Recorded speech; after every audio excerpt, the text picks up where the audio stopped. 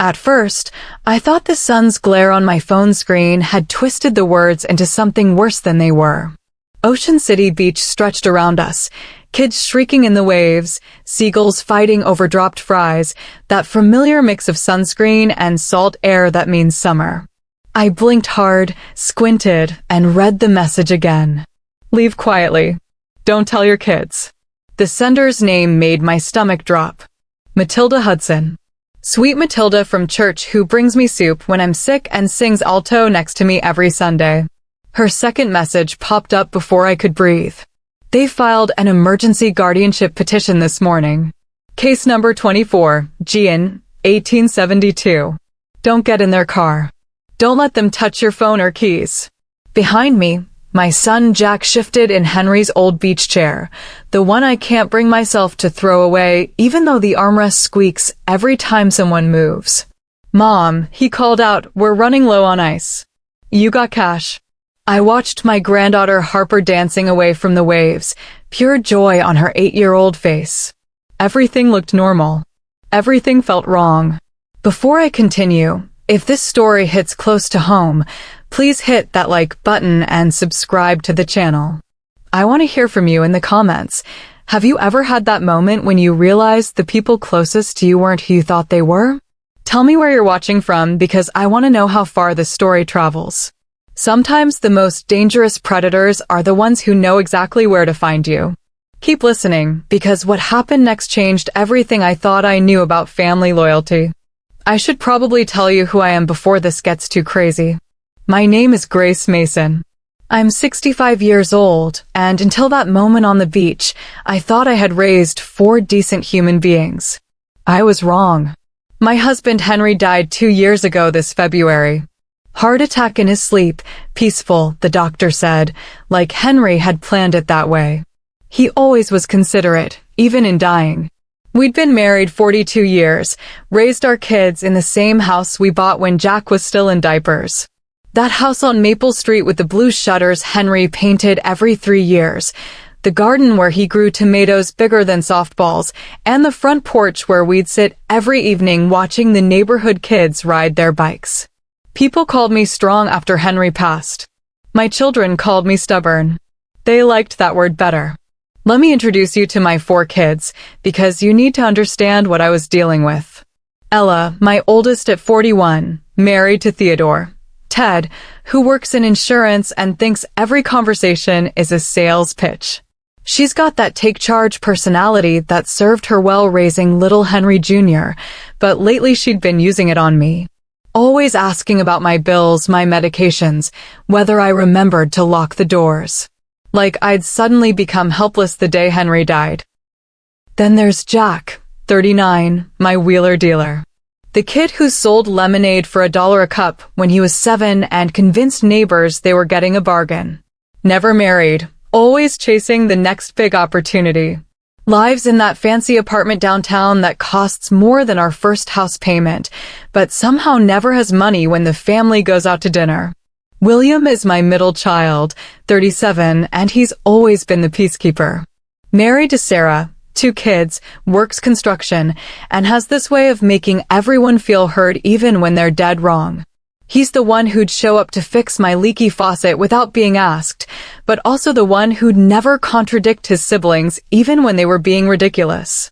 And my baby, Ivy, 34. She's got Henry's gentle heart and my stubborn streak, which is either a blessing or a curse depending on the day. Married to Marcus, who owns a small accounting firm. She's been the most worried about me since Henry died, always calling to check in, always offering to help with this or that. I thought it came from love.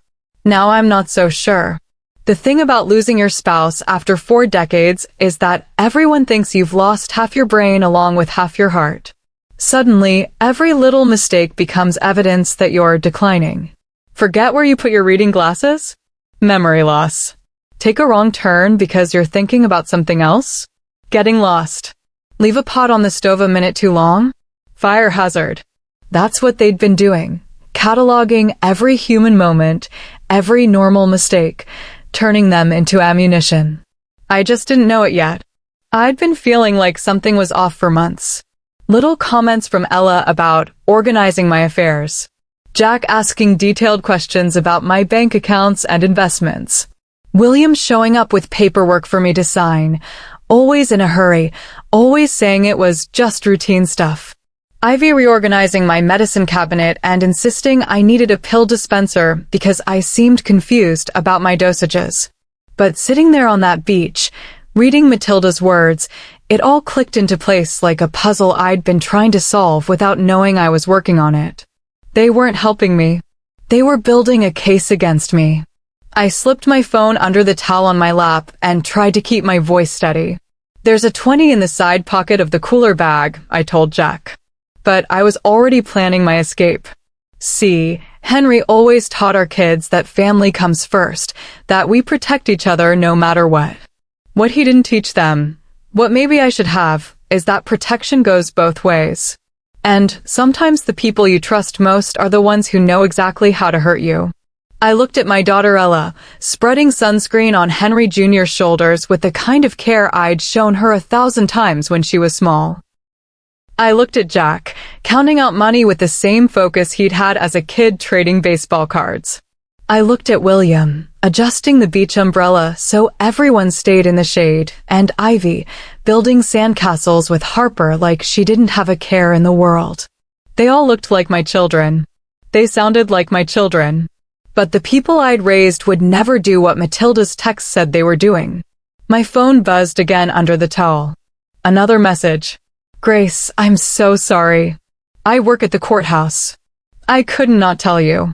They're saying you wander, that you leave the stove on, that you've been scammed online. They want control of everything, your house, your money, your decisions. The hearing is Monday morning. Monday. 3 days away. My hands started to shake, and I pressed them flat against my thighs to make them stop. That's when Ella spoke up, her voice casual as she capped the sunscreen. Mom, we might need to swing by one quick errand on the way home. Ted can follow us in his car. It's right off Route 9, won't add any time at all. What kind of errand? I asked. Oh, just some paperwork, she said, smiling that bright, fake smile I'd been seeing more and more lately. You know how you hate dealing with paperwork. I don't hate paperwork, I said carefully. I like it handled properly. Jack turned around in his chair, and for just a second, I saw something in his eyes that made my blood run cold. We're handling everything properly, Mom. Don't worry about it. But I was worried. Because I finally understood what I was looking at. I tucked my phone deeper under the towel and stood up slowly, like any grandmother getting up from a beach chair after sitting too long. I need to use the restroom, I announced. I'll come with you, Ella said immediately, already getting to her feet. We don't want you to, she stopped, her cheeks turning pink. I mean, it's crowded today. There it was. The thing she'd almost said, we don't want you to get lost. I've been using public restrooms for 65 years, I said, keeping my voice light. I think I can manage. But she was still standing there, sunscreen bottle in her hand like she was frozen mid-motion. Ted cleared his throat and touched her arm. Let your mom go, Elle. She'll be fine. I picked up my beach bag, the one with my car keys, my wallet, and now my phone hidden in the inside pocket. Back in a few minutes, I said, and started walking toward the boardwalk. Every step felt like I was walking through water. My legs wanted to run, but running would tell them everything. So I walked at grandma's speed, stopping once to adjust my sun hat, stopping again to let a family with a wagon full of beach toys pass by. Behind me, I could feel their eyes. Watching. Waiting. The restroom was crowded, just like Ella said. Perfect. I locked myself in a stall and pulled out my phone with shaking fingers. 3 new messages from Matilda. The petition says you left the stove on and nearly caused a gas leak. It says you got lost driving and called Jack crying because you couldn't find your way home. It says you've been giving money to phone scammers and your bank account is nearly empty. Every single one was a lie. Or a twisted version of something real. The stove thing? That was the night after Henry's memorial service. I'd warmed up plates in the oven like my mother taught me, and someone, Ella, I think, had turned a knob I never use. We smelled gas. I turned it off immediately, opened windows, apologized. They said it wasn't a big deal. They saved it for ammunition. Getting lost driving? I'd missed my exit once because Harper was asking me why the ocean was salty, and I was telling her about rivers and rain and how everything eventually finds its way home. I took the frontage road back, singing with her the whole time. That wasn't lost. That was living. Phone scammers? My bank account was fine. I'd been careful with money my whole life, even more careful since Henry died. But who was going to believe me over 4 adult children who sounded so concerned about their poor, confused mother? I scrolled through my phone settings, hands still shaking. There it was, location sharing. Enabled for the whole family. Ella could see exactly where I was standing right now. Henry always said you don't make a scene to win a fight. You just move your feet to where the fight makes sense. I turned off location sharing. Then I went into family sharing and disabled that too. One by one, Ted's name disappeared, then Ella's, then Jack's, then William's, then Ivy's. My phone suddenly felt lighter, like I'd been carrying their weight without knowing it. I texted Matilda one word, "Where?" Her response came immediately, "St. Mark's parking lot. Bring your ID. Don't answer their calls." Grace, this is serious. They want temporary control today, full control Monday. They've been planning this for weeks. Weeks. While I was making Sunday dinners and babysitting Harper and worrying about whether Jack was eating enough vegetables, they were meeting in secret, dividing up my life like I was already dead. My phone buzzed. Text from Ella, "Mom? You've been gone a while. Everything okay?" I didn't answer. I flushed the toilet, washed my hands, checked my reflection in the mirror. Same gray-haired woman who'd gone in. But something behind my eyes had changed. I looked like someone who'd finally understood the game everyone else was playing. I walked out of the restroom, past the snack bar, up the ramp to the boardwalk. My car was in the lot 3 blocks north. But if I went in my car, they'd follow me. If I tried to drive away, they'd see me leaving. So I kept walking. Past my car, past their cars, across the street to the bus stop. A shuttle to the mainland ran every 20 minutes during beach season. I'd ridden it a dozen times with Harper, making a game of counting seagulls and ice cream stands. The shuttle arrived 8 minutes later. I know because I watched every second tick by on my phone while trying to look like a normal grandmother waiting for public transportation. The driver, a kid who couldn't be more than 25, barely glanced at me as I paid my fare and took a seat near the back. My phone started ringing as we pulled away from the curb. Jack's name on the screen. I declined the call. It rang again immediately. Ella this time. I turned it to silent and watched Ocean City shrink behind us. Somewhere back there, my family was probably searching the boardwalk, checking every shop and restaurant, maybe even calling security. They'd be worried, confused, maybe starting to panic. Good. Let them feel what I was feeling. The shuttle made 4 stops before reaching the mainland. At each one, I held my breath, half expecting to see Ted's gray SUV pulling up, or Jack's red sports car, or William's pickup truck. But we made it to the transit center without any family member chasing us down. My phone showed 7 missed calls and 12 text messages. I didn't read them. Instead, I called a taxi to take me to St. Mark's Church. "You okay, ma'am?" the taxi driver asked, glancing at me in his rearview mirror. "You seem a little shaken up." "Family trouble," I said, which was the truest thing I'd said all day. He nodded like he understood. "Been there. Sometimes you just gotta take care of yourself, you know." I did know. That was the problem. It had taken me 65 years to figure out that sometimes taking care of yourself means running away from the people who are supposed to take care of you. St. Mark's sat in the old part of town, where Ocean City stopped being a tourist destination and remembered it was supposed to be a community. White clapboard siding, blue trim, a bell tower that still rang every hour on the hour. The parking lot was mostly empty except for a few cars I recognized from Sunday services. And Matilda, standing in the shade by the side door, holding a manila folder like it contained secrets. Matilda hugged me the moment I got out of the taxi, and I felt something break loose in my chest. Not quite crying, not yet, but close.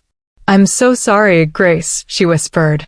"I debated all morning whether to tell you, but I couldn't let them ambush you." She handed me the folder. Copies of everything I could print without getting in trouble. The petition, the supporting documents, the proposed care plan. Her voice dropped. "And the real estate listing." "What real estate listing?" "Your house. They already have it ready to go live on Monday, assuming the judge grants temporary guardianship." She pulled out her phone and showed me the screen. There it was. My house, mine and Henry's house, photographed like it was already for sale. "Coming soon," banner across the top. "Listed by Grayson Realty." "Grayson," I said, the name sticking in my throat. "That's Leo Grayson, Ivy's husband, Marcus's cousin. The same Leo who sold 3 houses on your block last spring." Matilda's mouth was set in a grim line. "The same Leo who's been asking your neighbors if they'd ever consider selling." I stared at the listing. Professional photos of my kitchen, my living room, my bedroom. Someone had been in my house, documenting everything, preparing to sell my life out from under me. The address was right. The square footage was right. Even the description of Henry's garden was right. Everything was right except the part where it belonged to me. Matilda drove me to a Dunkin' Donuts off the parkway in her little Honda that smelled like the lavender air freshener hanging from her rearview mirror. "Isabella Santos," she said as we pulled into the parking lot. "She's with Legal Aid of Hudson County. Specializes in elder law." I called her from the church.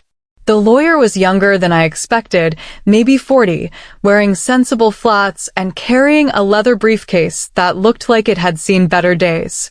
She bought us both coffee and chose a corner table where we could spread out papers without being overheard. "Mrs. Mason," Isabella said, her voice gentle but businesslike, "I've had a chance to review what Matilda sent me. Before we go any further, I need to ask you a few questions." "Fire away." "Did you drive yourself to meet Matilda today?" "No, I took the beach shuttle and then a taxi." "But you could have driven?" "Of course I could have driven. My license is current, my registration is up to date, my insurance is paid." I pulled both documents from my purse. "My eyesight is fine, my reflexes are fine, and I've never had so much as a parking ticket." She nodded, making notes. "Tell me about your medications. Do you take anything regularly?" I rattled off the list: blood pressure medication, a daily vitamin, calcium for my bones. All prescribed by Dr. Patterson, who I've been seeing for 12 years. All taken exactly as directed. "Do you know what day it is?" "Where we are right now. It's Saturday, July 15th. We're at the Dunkin' on Route 37, and you're asking me these questions because my children think I'm losing my mind." I leaned forward. "I'm not losing my mind, Miss Santos. But I'm starting to think I raised 4 children who lost theirs." She smiled, quick and sharp. "I believe you. Now let me show you what they're claiming." The petition was 8 pages long. 8 pages of lies, half-truths, and twisted stories that painted me as a confused old woman who couldn't be trusted to make her own decisions. They'd even included photographs, pictures of my medicine cabinet, my kitchen counter, my bedroom dresser. Someone had been in my house, documenting everything, building their case while I thought they were helping me organize. "When did they take these pictures?" I asked. "The dates show last weekend. Sunday afternoon. Sunday. The day after our family barbecue, when everyone had stayed late to help clean up." Isabella spread the documents across the table like evidence at a crime scene. "Let's go through their claims one by one," she said. "They allege you left the stove on overnight, creating a dangerous gas leak." "That's not what happened." I told her about the memorial service, about warming plates in the oven, about someone else turning the wrong knob.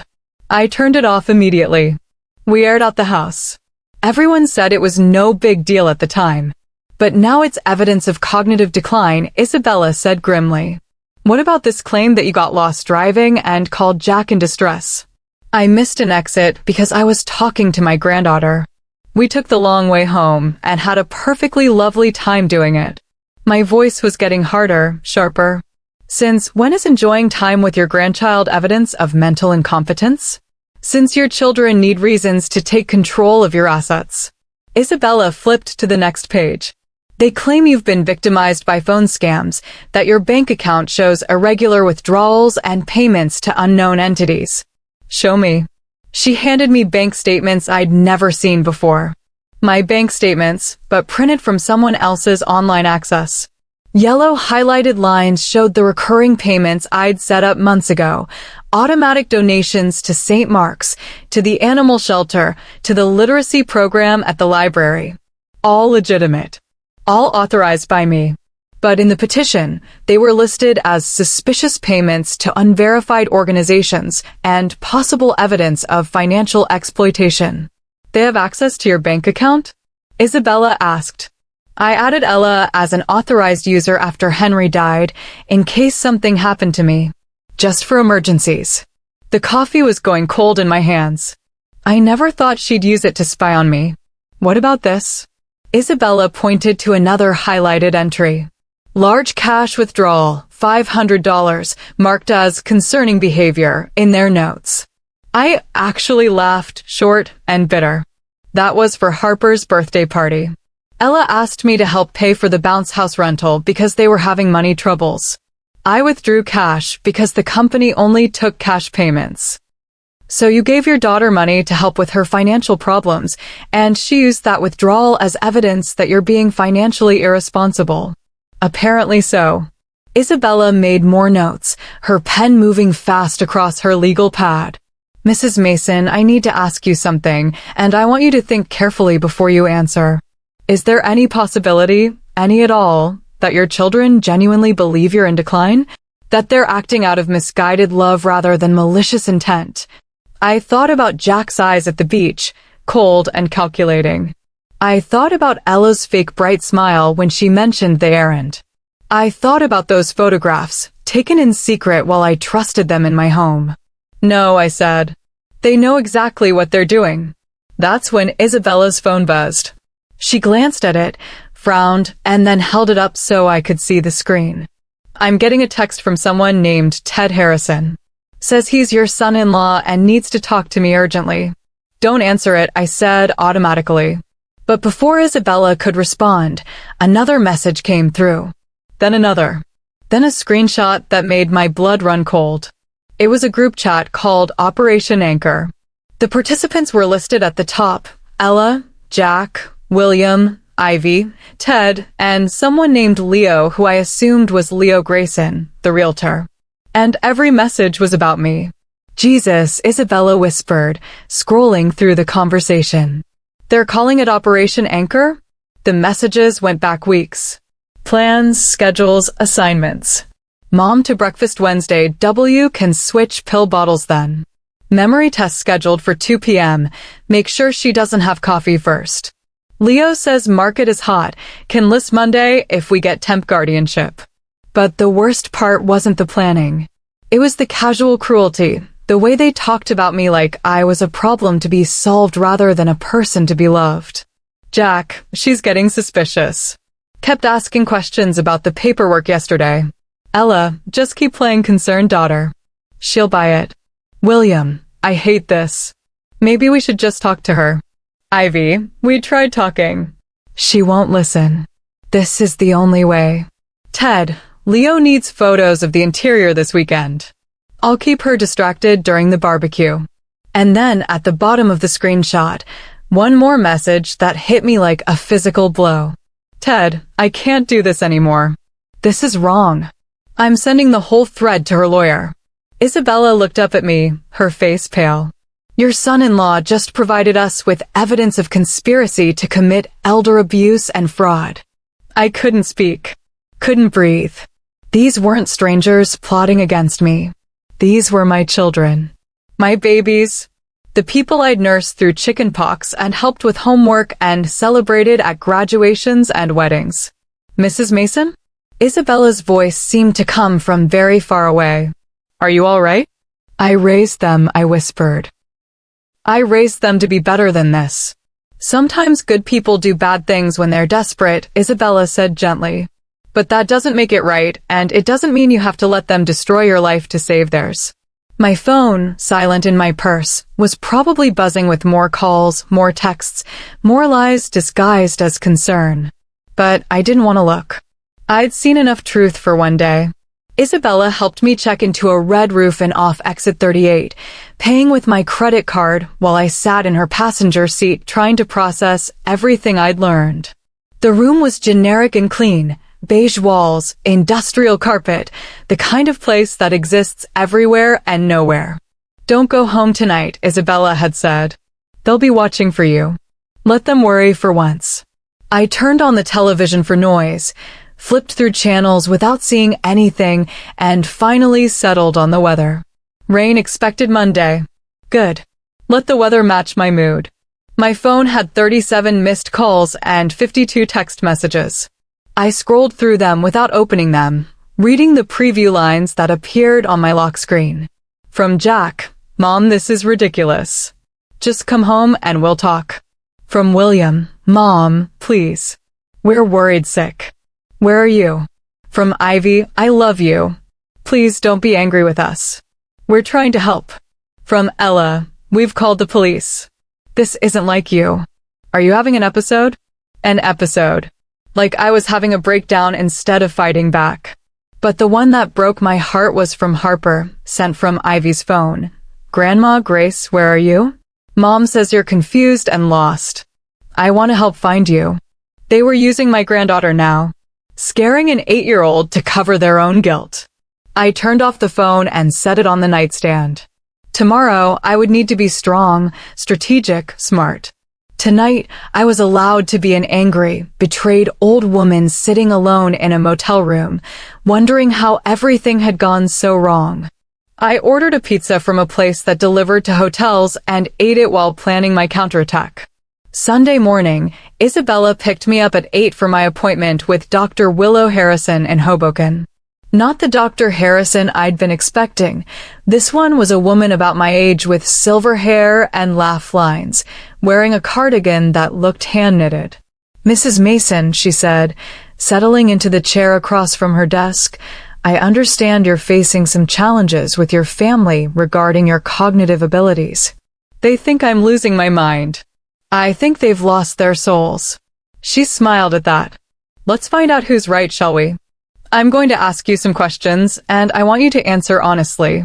There are no wrong answers here, just accurate ones. For the next 2 hours, Dr. Harrison put me through every mental evaluation test I'd ever heard of and several I hadn't. Memory tests, problem-solving exercises, spatial reasoning, attention span, executive function. She had me draw clocks, repeat number sequences, identify objects, solve puzzles. Tell me about your daily routine, she said as I finished arranging colored blocks in a pattern. I get up around 6, make coffee, read the newspaper. The actual paper, not online. I do the crossword puzzle, which keeps my mind sharp. I check on my garden, water if needed, pull weeds. I handle my bills every Sunday morning, balance my checkbook every month. I cook my own meals, do my own shopping, drive myself wherever I need to go. Any problems with any of those activities? None whatsoever. What about social activities? Church on Sunday, choir practice Wednesday nights, book club twice a month, volunteer at the Literacy Center on Tuesday afternoons. I babysit my granddaughter Harper at least once a week, sometimes more if Ivy and Marcus need help. Dr. Harrison made notes throughout our conversation. Mrs. Mason, in your opinion, why do your children believe you need a guardian? Because they need money, and I have it. Because they think being old means being helpless. Because they've confused grief with incompetence. I met her eyes.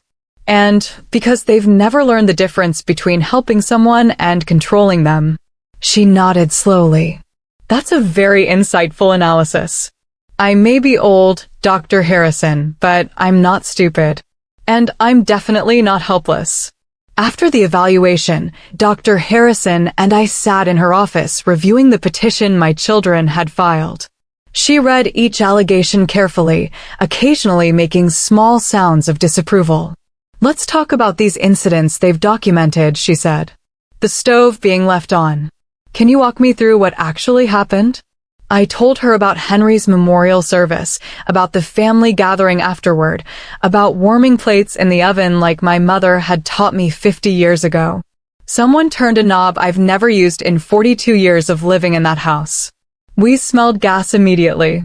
I turned everything off, opened windows, and apologized for the confusion. And this was treated as evidence of cognitive decline?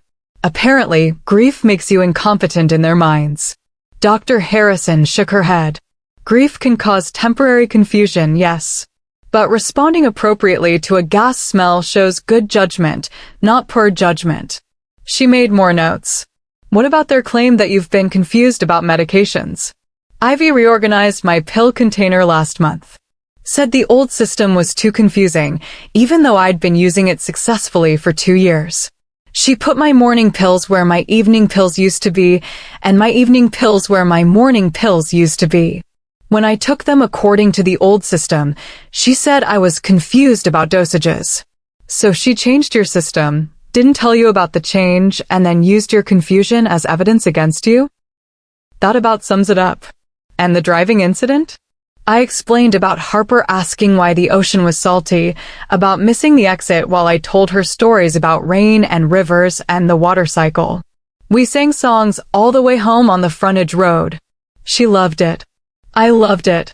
But they called it getting lost and requiring rescue. Dr. Harrison set down her pen and looked at me directly. "Mrs. Mason, based on my evaluation today and your explanations of these incidents, I see no evidence whatsoever of cognitive decline. What I do see is evidence of a coordinated effort to reframe normal behavior and normal mistakes as symptoms of incompetence. So I'm not crazy? You're not crazy. But your children's behavior is deeply concerning, both ethically and legally." She handed me a sealed envelope. "My full report. Keep this safe. You're going to need it tomorrow." Sunday evening, Isabella drove me home for the first time since I'd fled the beach. My house sat quiet under the streetlights, looking exactly the same, but somehow different. Like coming home from a long trip and realizing how small your kitchen actually is. "Are you sure about this?" Isabella asked as we sat in her car outside my front door. "You could stay at another hotel tonight." "No." I unbuckled my seatbelt with steady hands. "This is my house. Henry and I bought it with our first joint tax refund in 1982. We painted every room, fixed every leak, planted every flower in that garden. I'm not hiding from my own children in my own home. But I wasn't stupid about it either. The first thing I did was change all the locks. Called a 24-hour locksmith who charged me double for Sunday evening service and didn't ask questions about why a grandmother needed new deadbolts immediately. While he worked, I went through the house systematically, looking for signs of their recent visits. In my bedroom, I found what I was looking for.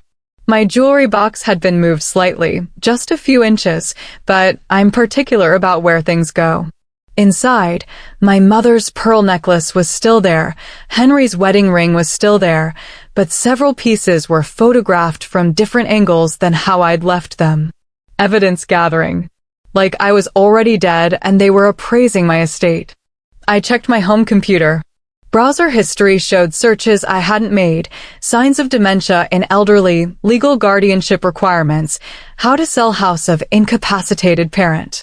The searches were dated 3 weeks ago, the day after I'd mentioned having trouble sleeping since Henry's anniversary. They'd turned my grief into ammunition. My answering machine blinked red with 17 messages. I listened to the first few, Ella sounding concerned, then frustrated, then angry. Jack demanding I call him back immediately. William's voice breaking as he begged me to come home so they could work this out as a family. But the last message stopped me cold. It was Harper crying. "Grandma Grace, please come home. Mommy says you're sick and confused and might do something dangerous. I'm scared. I don't want you to be sick like great-grandpa was before he forgot my name. Please call me back. I love you. They were using my granddaughter's fear to manipulate me. There wasn't a level they wouldn't stoop to. My phone hadn't stopped buzzing since I'd turned it back on. Text after text, call after call, each one designed to make me feel guilty, scared, or confused. From Ella, Mom, we're not the enemy here. We love you and we're terrified. Please let us help you. From Jack, this is insane, Mom. You're proving our point by running away and hiding. Come home and act like an adult. From William, I've been awake all night thinking about you. Dad would be heartbroken to see our family falling apart like this. Please don't let his death tear us apart too. From Ivy, I keep thinking about all the times you helped me when I was struggling. Remember when Marcus lost his job and you paid our mortgage for 3 months without us even asking? This is me trying to help you the same way. Please trust me. Every message was carefully crafted to hit exactly where it would hurt most. They knew me well enough to know which buttons to push, which memories would make me doubt myself, which words would make me want to apologize for fighting back. The cruelest ones were the messages that included voice recordings from Harper, clearly coached but heartbreaking nonetheless. Grandma, Mommy says you might be getting sick in your brain like people do when they get really old. She says that's why you ran away and can't remember things right. But I remember everything about you. I remember how you taught me to braid friendship bracelets and how you make the best chocolate chip cookies and how you always let me pick the movie when I sleep over. Please don't forget me back. I had to turn off the phone and walk away. Sat at Henry's old desk in the corner of our bedroom, surrounded by the photographs and memories of 42 years of marriage, and let myself cry. Not for long. I didn't have time for long, but enough to let the anger and hurt move through me so I could think clearly. Henry's last note to me was still taped inside my emergency tote bag for you. Only you. Written in his careful block letters the week before his heart attack, when he'd had no way of knowing what was coming, but had somehow prepared me anyway. I opened my laptop and started typing. If they wanted to play dirty, I could learn the rules. I documented everything. Every lie in their petition. Every twisted truth. Every photograph taken without permission. Every manipulation attempt from the past 24 hours. I saved screenshots of their text messages, downloaded my bank records showing the legitimate nature of every transaction they'd questioned, gathered receipts for every suspicious purchase they'd highlighted. Then I did something that felt like betrayal, but was really self-defense. I started researching my own children's finances. If Jack thought I was tech illiterate just because I was over 60, he was about to learn otherwise. Henry might have handled the computer stuff when he was alive, but I'd been paying attention. Public records are surprisingly easy to find when you know where to look. Jack's expensive downtown apartment? Mortgage to the hilt, with 3 months of missed payments and a foreclosure notice filed 2 weeks ago. His red sports car? Repossessed last month, according to the court filings. His consulting business? Hadn't filed taxes in 2 years and owed the IRS enough money to buy a small house. Ella and Ted's situation wasn't much better. Ted's insurance agency was failing. I found customer complaints, unpaid business loans, and a lawsuit from a former partner claiming fraud. Their house had a second mortgage taken out 6 months ago, right around the time Ella had started asking more questions about my affairs. William and Sarah had maxed out their credit cards paying for their youngest son's medical bills after his accident last year. Good people doing their best, but drowning financially and too proud to ask for help directly. Even Ivy and Marcus weren't as stable as they appeared. Marcus's accounting firm had lost 3 major clients in the past year, and their business account showed they were 2 months behind on office rent. My children weren't evil. They were desperate. But desperation doesn't excuse elder abuse, and it doesn't justify trying to steal someone's autonomy just because you need money. I printed everything and put it in a folder labeled Financial Motivations. Isabella would need to see this before court tomorrow. The house felt different with the new locks. Safer, but also lonelier. I walked through rooms where my children had played as babies, where Henry had taught them to ride bikes in the hallway on rainy days, where we'd celebrated birthdays and graduations and achievements. In the living room, I stopped in front of the photo wall for decades of family pictures. First steps, first days of school, prom dates, weddings, grandchildren. Happy faces, proud moments, love captured in frames. Had they been planning this even then? During Harper's birthday party 3 months ago, had they been calculating the value of my house while I served cake? During Easter dinner, had they been cataloging my silverware while we said grace? Or was this something newer, born out of financial panic and justified with concern they'd convinced themselves was real? It didn't matter anymore. Tomorrow, a judge would decide whether I was competent to control my own life. Tonight, I was going to make sure I was ready for war. I set my alarm for 5 a.m. and laid out my best dress. The navy blue one Henry always said made my eyes look like storm clouds. Appropriate for the weather and for what was coming. Pause for a moment and think about this. How many times do we ignore the warning signs because we don't want to believe the people we love could hurt us? Drop a thinking face in the comments if you've ever had that gut feeling that something wasn't right but talked yourself out of it. What would you do if you discovered your own family was plotting against you? Would you fight back like Grace, or would you try to work it out privately? Sometimes the hardest truth to accept is that the people who claim to love us most are the ones capable of hurting us deepest. Monday morning brought the promised rain, drumming against my bedroom window like an impatient visitor. I dressed carefully.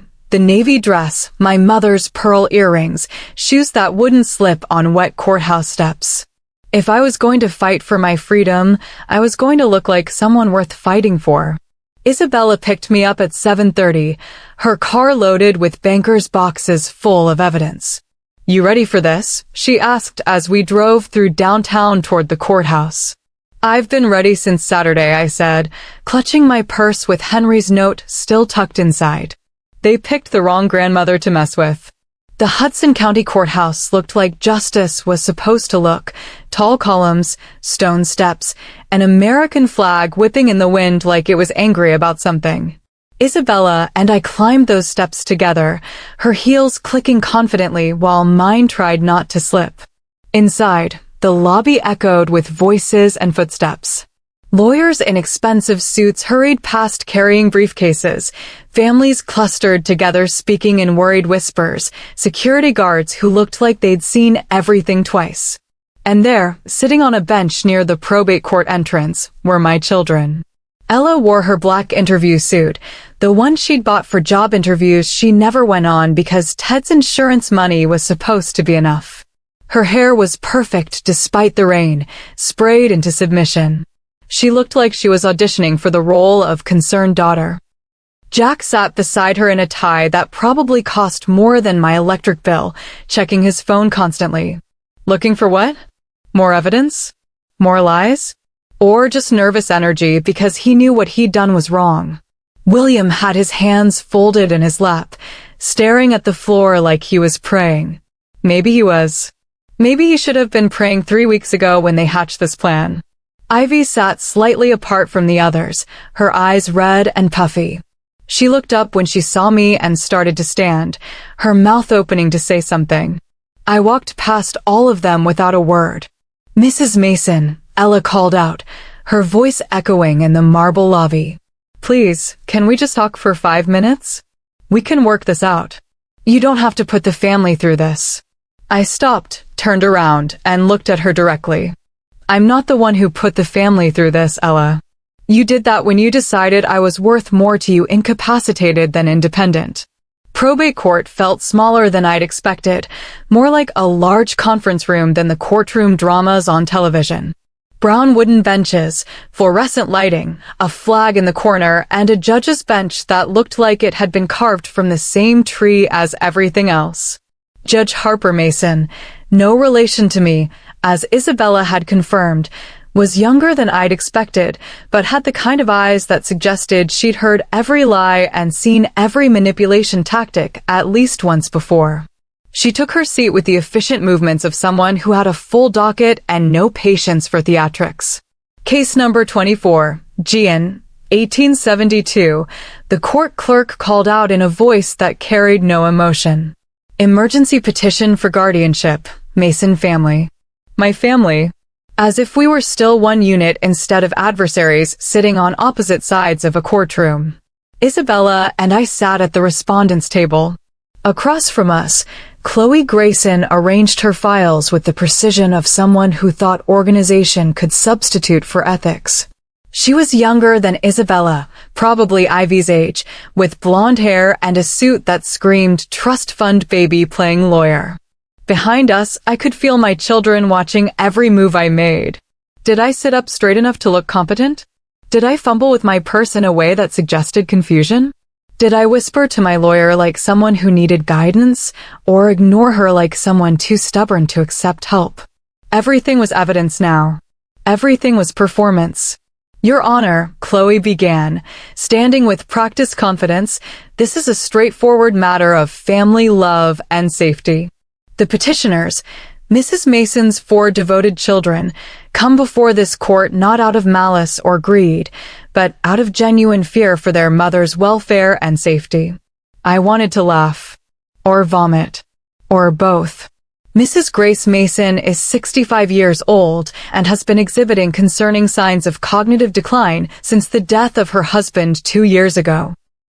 The petitioners have documented multiple incidents of dangerous behavior, leaving gas appliances on unattended, becoming disoriented while driving, falling victim to financial scams, and most recently, disappearing from a family outing without explanation, causing hours of panic and requiring law enforcement assistance. That last part was new. They'd called the police on me? Made my escape sound like a missing person case instead of a strategic retreat? The petitioners seek temporary guardianship with the authority to make medical, financial, and residential decisions on Mrs. Mason's behalf, with the ultimate goal of ensuring her safety and dignity in her remaining years. Remaining years. Like I was already dying instead of just inconveniently alive. Isabella leaned over and whispered, "Stay calm. Let me handle this. Your time is coming." Your Honor, Isabella said, rising smoothly, we strenuously dispute every allegation in this petition. Furthermore, we have evidence that this entire proceeding is based on fabricated incidents, manipulated evidence, and coordinated deception designed to gain control of Mrs. Mason's substantial assets.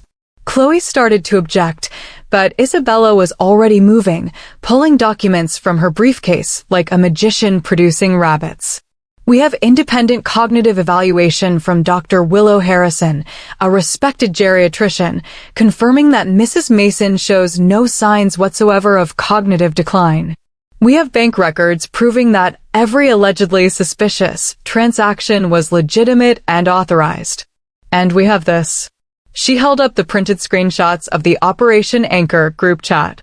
Text messages between the petitioners, planning this entire conspiracy, discussing how to get mom to sign papers, how to switch pill bottles to cause confusion, and how to list the house the moment they obtained guardianship. The courtroom went dead silent. I could hear Ella's sharp intake of breath behind me. Judge Mason leaned forward. "Approach the bench, both of you." While Isabella and Chloe huddled with the judge in whispered conversation, I felt movement behind me. Ted was standing up, his face pale, his hands shaking. "Your Honor," he said, loud enough to interrupt the sidebar conference. "I need to say something." Everyone turned to stare at him. Ella grabbed his arm, hissing, "Ted, sit down," but he shook her off. "I can't do this anymore," he said, his voice getting stronger. "This is wrong. What we're doing to Grace, Mrs. Mason, is wrong, and I can't be part of it anymore." Ella's face went white, then red. "Theodore, stop talking right now." But Ted was done taking orders. He reached into his jacket pocket and pulled out his phone. "I have recordings, Your Honor, of the planning meetings, of Ella coaching William on what to say in his affidavit, of Jack discussing how much money he needs from the sale of the house to cover his debts. You recorded our private conversations?" Ella's voice was a whisper, but it carried in the silent courtroom. "I recorded criminal conspiracy," Ted said. "Because that's what this is. Criminal conspiracy to commit elder abuse and fraud. Judge Mason's expression shifted from professional neutrality to something much colder. Mr. Harrison, are you prepared to testify under oath about these allegations? Yes, ma'am. And I brought the recordings. Behind me, I heard Jack swear under his breath. William made it sound like he was going to be sick. Ivy was crying, quiet sobs that made my heart break despite everything. But I kept my eyes forward, my back straight, my hands steady in my lap. Justice was about to be served. Ted's confession hung in the courtroom air like smoke from a fire nobody could put out. But as Judge Mason was instructing the bailiff to set up equipment for Ted to play his recordings, my phone buzzed against my leg. A text from Matilda. I glanced down, trying to be discreet, and felt my world tilt sideways. Grace, just discovered something terrible. Jack filed a separate petition this morning. Emergency motion for sole guardianship. He included a letter supposedly from Henry, giving Jack power over everything. The signature looks wrong. Very wrong. My hands started shaking so badly I nearly dropped the phone. Isabella noticed and leaned over to see what had upset me. When she read Matilda's text, her face went stone cold. Your Honor, Isabella said, standing abruptly and interrupting Ted's setup. Before we proceed with Mr. Harrison's testimony, we need to address a critical matter that has just come to our attention. Chloe Grayson looked annoyed. Your Honor, this is highly irregular. We object to these constant interruptions and delays. There's been a separate filing this morning, Isabella continued, ignoring Chloe completely. An emergency motion for sole guardianship filed by Jack Mason, Mrs. Mason's son. The motion includes what appears to be a forged document purporting to be a letter from Mrs. Mason's deceased husband. The silence that followed was different from before. This wasn't surprise or shock. This was the moment when everyone realized just how deep the rabbit hole went. Judge Mason's eyes found Jack in the gallery behind me. Mr. Mason, please stand. I turned around to watch my middle son, my boy who used to sell lemonade and dream about being a baseball player, stand up with the posture of a man who knew he was caught. His expensive suit couldn't hide the sweat stains under his arms, and his hands were shaking worse than mine. Did you file an emergency motion for sole guardianship this morning? Judge Mason asked. Yes, Your Honor, but... And did this motion include a document purporting to be a letter from your deceased father? Jack's throat worked like he was trying to swallow something too big. Yes, ma'am, but I can explain. Mr. Mason, the judge said, her voice cutting through his stammering like a blade. Are you aware that submitting forged documents to this court is a felony? The color drained from Jack's face so fast I thought he might faint. Isabella had somehow obtained a copy of Jack's filing in the 15 minutes since Matilda's text. She handed it to me with a grim expression, and I felt my heart break all over again. There, on official letterhead from Henry's old accounting office, was a letter dated 3 months before his death. Written in what looked like his careful block lettering, addressed to whom it may concern, and signed with his full name, Henry Robert Mason. To whom it may concern. I am writing this letter while I am of sound mind and body to express my concerns about my wife Grace's ability to handle our financial affairs should anything happen to me. Over the past year, I have noticed increasing confusion on her part regarding bills, medications, and daily tasks. Grace has always been dependent on me for major decisions, and I fear she will not be able to manage alone. She has shown signs of memory loss and poor judgment that worry me greatly. Should I predecease her, I believe it would be in Grace's best interest for our son Jack Mason to take control of her finances and make decisions about her care. Jack has always been the most responsible with money and understands our family's financial situation better than our other children. I trust Jack to act in his mother's best interests and to ensure she receives proper care as she ages. Sincerely, Henry Robert Mason. Every word was a knife in my chest. Not because I believed Henry had written it, I knew he hadn't, but because Jack had known exactly which words would hurt me most. Henry had never called me dependent. Henry had never worried about my judgment. Henry had trusted me with every decision we ever made together, from buying our first house to planning his own funeral. And Henry had definitely never thought Jack was the most responsible with money. Jack, who had borrowed $3,000 from us the month before Henry died and still hadn't paid it back. Jack, who had asked Henry to co-sign for his car loan and then missed payments until Henry had to cover them to protect his own credit. But the worst part, the part that made me want to scream, was how well Jack had mimicked Henry's writing style. The formal tone, the careful phrasing, even the way Henry always signed his full name on important documents. If I hadn't lived with Henry for 42 years, if I hadn't seen his actual handwriting on love notes and grocery lists and birthday cards, I might have believed it myself. Mrs. Mason, Isabella said gently, "Can you tell the court whether this looks like your husband's handwriting?" I held the letter up, studying it like I was examining evidence at a crime scene. Because that's what this was, evidence of my son trying to steal my life using my dead husband's forged signature. The letter formation is close, I said, my voice steadier than I felt. But Henry never used contractions in formal writing.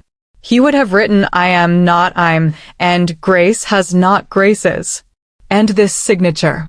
I pointed to the bottom of the page. Henry always wrote his middle initial smaller than his first and last initials. This is all the same size.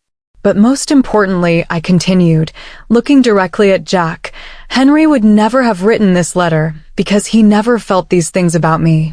Judge Mason called for a 30-minute recess while she ordered an emergency handwriting analysis. The courtroom cleared except for court staff and the lawyers, leaving my family and me in an awkward bubble of silence. Jack sat slumped in his chair, no longer looking like the confident businessman who'd planned to take over my life. Ella kept staring at him like she was seeing him for the first time. William had his head in his hands. Ivy was still crying, quieter now but steady, like a leaky faucet nobody could fix. "Jack," Ella whispered, "please tell me you didn't forge a letter from Dad." Jack didn't answer. "Jack." Her voice was sharper now. "Answer me." It's not exactly forged," he said finally. "I found an old letter Dad wrote to his accountant about estate planning. I just modified it. Changed some words. Made it more specific." "You forged our dead father's signature," William said, his voice hollow. "You used Dad to try to steal Mom's house." "I wasn't stealing anything." Jack's composure finally cracked completely. "I was trying to save it. Do you know how much debt I'm in? Do you have any idea what will happen if I can't come up with $50,000 by Friday?" The truth came pouring out like water from a broken dam. Gambling debts. Loan sharks. Threats. His business failing, his apartment gone, his car repossessed. He'd borrowed against credit cards, borrowed from friends, borrowed from anyone who would lend him money, and now he owed the kind of people who didn't just see you when you couldn't pay. "So you decided to steal from Mom?" Ivy asked, her voice small and broken. "You were going to sell her house to pay your gambling debts?" "It was temporary," Jack insisted. "I was going to pay it back. She doesn't need that big house anyway. She could live in a nice assisted living place. She'd probably be happier." "Stop." My voice cut through his rambling like a judge's gavel. "Just stop talking, Jack. Every word makes it worse." He looked at me with desperate eyes. "Mom, please. These aren't good people I owe money to. If I don't pay them back." "Then you should have thought about that before you started gambling," I said. "And you definitely should have thought about it before you decided to solve your problems by destroying my life." When the handwriting expert returned with her analysis, her verdict was swift and damning. The letter was a composite, some authentic Henry writing mixed with forged editions, created by someone who had access to genuine samples of his handwriting, but lacked the skill to replicate it perfectly. Jack Mason had committed fraud in open court. And everyone knew it. The moment the handwriting expert confirmed what we all already knew, something shifted in the courtroom. It felt like watching a building collapse in slow motion, not all at once, but room by room, support beam by support beam. Ella was the first to break. "Your Honor," she said, standing up from the gallery, her voice shaking, "I need to withdraw my name from this petition." Chloe Grayson spun around like she'd been slapped. "Mrs. Harrison, this is not the time." "This is exactly the time," Ella said, walking toward the front of the courtroom. "I signed that petition because I was worried about my mother. I was genuinely worried, and my brothers convinced me that legal action was necessary. But this," she gestured toward Jack, who was sitting with his head in his hands. "This isn't about protecting anyone. This is about money. And I won't be part of fraud." Ted was nodding beside her, relief washing over his face like he'd been holding his breath for weeks. "I've been trying to get her to see this for days," he told the judge. "When I saw the group chat, when I realized what we were really doing, I couldn't sleep. I couldn't eat. This isn't who we are." But William was struggling. You could see it in the way he kept looking back and forth between Jack and me, like he was watching a tennis match where both sides were losing. "Mom," he said finally, his voice barely above a whisper, "we really were worried about you. After Dad died, you seemed so lost." And then little things started happening, and Jack said. "Jack lied," I said simply. "About everything. The stove incident, the driving, the medications, the money. All of it. But you did disappear from the beach," William said desperately. "You scared us." "I escaped," I corrected. "There's a difference between disappearing because you're confused and leaving because you've discovered people are plotting against you." Ivy finally spoke up, her voice thick with tears. "Mom, I'm so sorry." I thought, when Jack showed us the bank statements, when he explained about the patterns of behavior, it all seemed to make sense. "I thought we were helping you." "You thought you were helping yourselves," I said, not unkindly but firmly. Jack needed money. Ella and Ted are facing financial problems. William and Sarah are drowning in medical bills. I wasn't sick, but I was convenient. That's when Isabella dropped her next bomb. "Your Honor, we'd like to call several character witnesses who can speak to Mrs. Mason's competence and daily functioning." I hadn't expected this. Neither had Chloe, apparently, because she started objecting before Isabella even finished speaking. But Judge Mason was interested. "Proceed, Counselor." The first witness was Mrs. Chun from next door, who had dressed in her Sunday best and carried a small purse like she was going to church instead of court. She spoke with the authority of someone who'd been watching neighborhoods change for 40 years. "Grace Mason is the most reliable person on Maple Street," she testified. "She brings in my garbage cans when I'm out of town. She drives me to doctor appointments when my grandson can't. Last month, when my heating system broke, she brought me space heaters and checked on me every 2 hours until the repairman came." Does that sound like someone who's confused and wandering? Next was Father Michael from St. Mark's, still wearing his collar and looking like he'd rather be anywhere else, but having to testify about the moral character of a parishioner. "Mrs. Mason has been an active member of our congregation for over 20 years, he said. "She serves on the finance committee, leads the annual Christmas toy drive, and coordinates our food bank deliveries. She handles complex scheduling, manages volunteers, and tracks donations with meticulous accuracy. Last month, she caught an accounting error that our professional bookkeeper had missed. But the testimony that hit hardest came from Harper's school teacher, Miss Rodriguez, who had come on her own time because she was concerned about something Harper had told her.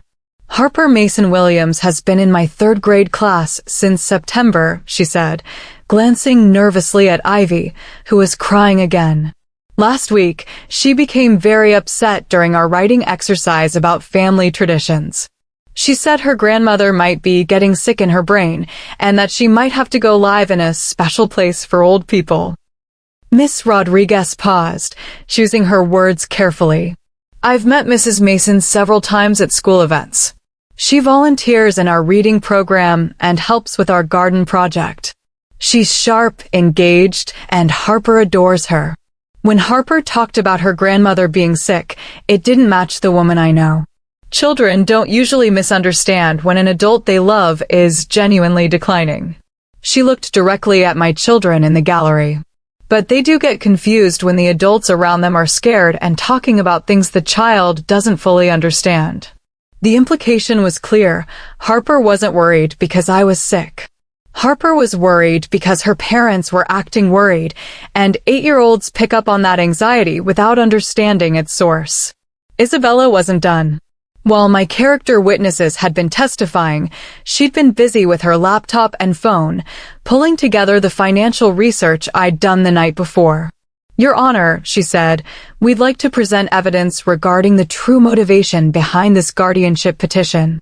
She distributed folders to the judge and to Chloe Grayson, who opened hers and immediately went pale.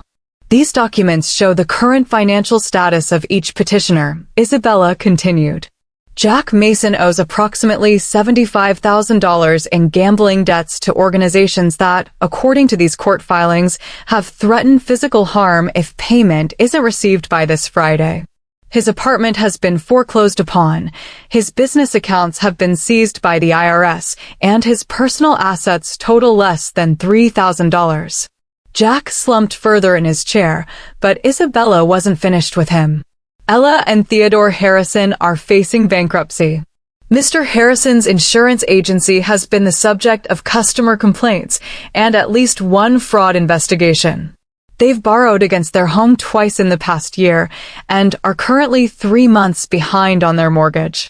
Ella made a small sound of protest, but Ted put his hand on her arm to quiet her.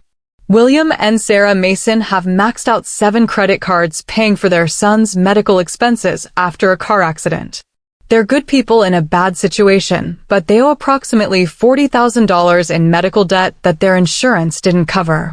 William was nodding, tears in his eyes. "We never meant for it to go this far," he said.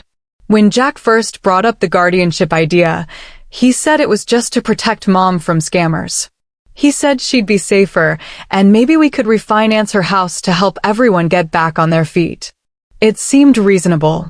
And Ivy and Marcus Williams," Isabella continued, "have lost 3 major clients from their accounting firm in the past 6 months. Their business is failing, and they're behind on commercial rent."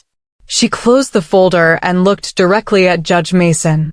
"Your Honor, Mrs. Grace Mason owns her home outright, a property worth approximately $400,000 in today's market. She has retirement savings of nearly $200,000 and no debts whatsoever. Her children, collectively, owe more than $300,000 to various creditors." The math was simple and ugly. For adult children drowning in debt, looking at their mother's assets like a life preserver. "This isn't about Mrs. Mason's competence," Isabella said. "This is about financial desperation disguised as family concern. And when desperation wasn't enough, it became fraud."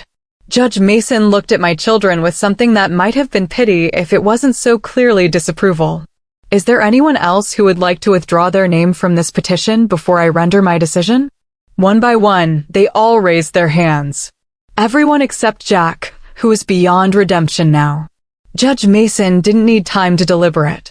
She'd heard enough evidence to fill a filing cabinet, seen enough family drama to last a lifetime, and witnessed a felony committed right in front of her. When she spoke, her voice carried the weight of someone who'd seen too many families destroy themselves over money. "The petition for guardianship is denied," she said firmly. "Furthermore, I'm ordering an immediate investigation into the forged document submitted by Jack Mason, and I'm referring this case to the district attorney's office for potential criminal charges." Jack's face went gray. Ella was crying again, but this time it looked like relief mixed with shame. William nodded like he'd expected this outcome and was grateful for it. Ivy just looked exhausted. "Mrs. Mason," Judge Mason continued, looking directly at me, "I want to be clear about something. Based on the evidence presented today, including the independent psychological evaluation and testimony from multiple witnesses, this court finds no evidence whatsoever that you require a guardian. You are competent to make your own decisions, manage your own affairs, and live your own life." The words hit me like warm sunlight after a long winter. Competent. The thing my own children had tried to convince a judge I wasn't, a judge had just confirmed I was. However, she continued, I am issuing a protective order preventing any of the petitioners from accessing your financial accounts, entering your home without permission, or making any decisions regarding your medical care or living situation. Isabella squeezed my arm under the table. We'd won. Not just won. We destroyed their case so completely that they'd all withdrawn except for Jack, who was now facing criminal charges.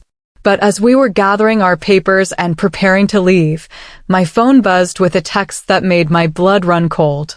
It was from my neighbor, Mrs. Chin. Grace, there are people at your house with a locksmith. They say they're your children and they have legal papers. I called 911, but they showed the police some kind of document. What should I do? I showed the message to Isabella, whose face went dark. Those bastards, she whispered. They're trying to get into your house while we're in court. Can they do that? I asked. Not legally. Not anymore. That protective order goes into effect immediately. She was already dialing her phone. But they're probably gambling that it'll take time for the paperwork to reach the responding officers. Isabella called the Hudson County Sheriff's Office while we speedwalked through the courthouse lobby. This is Attorney Isabella Santos, she said into her phone. I need an immediate police response to 1247 Maple Street. There's a protective order violation in progress. Behind us, I could hear my family arguing in loud whispers.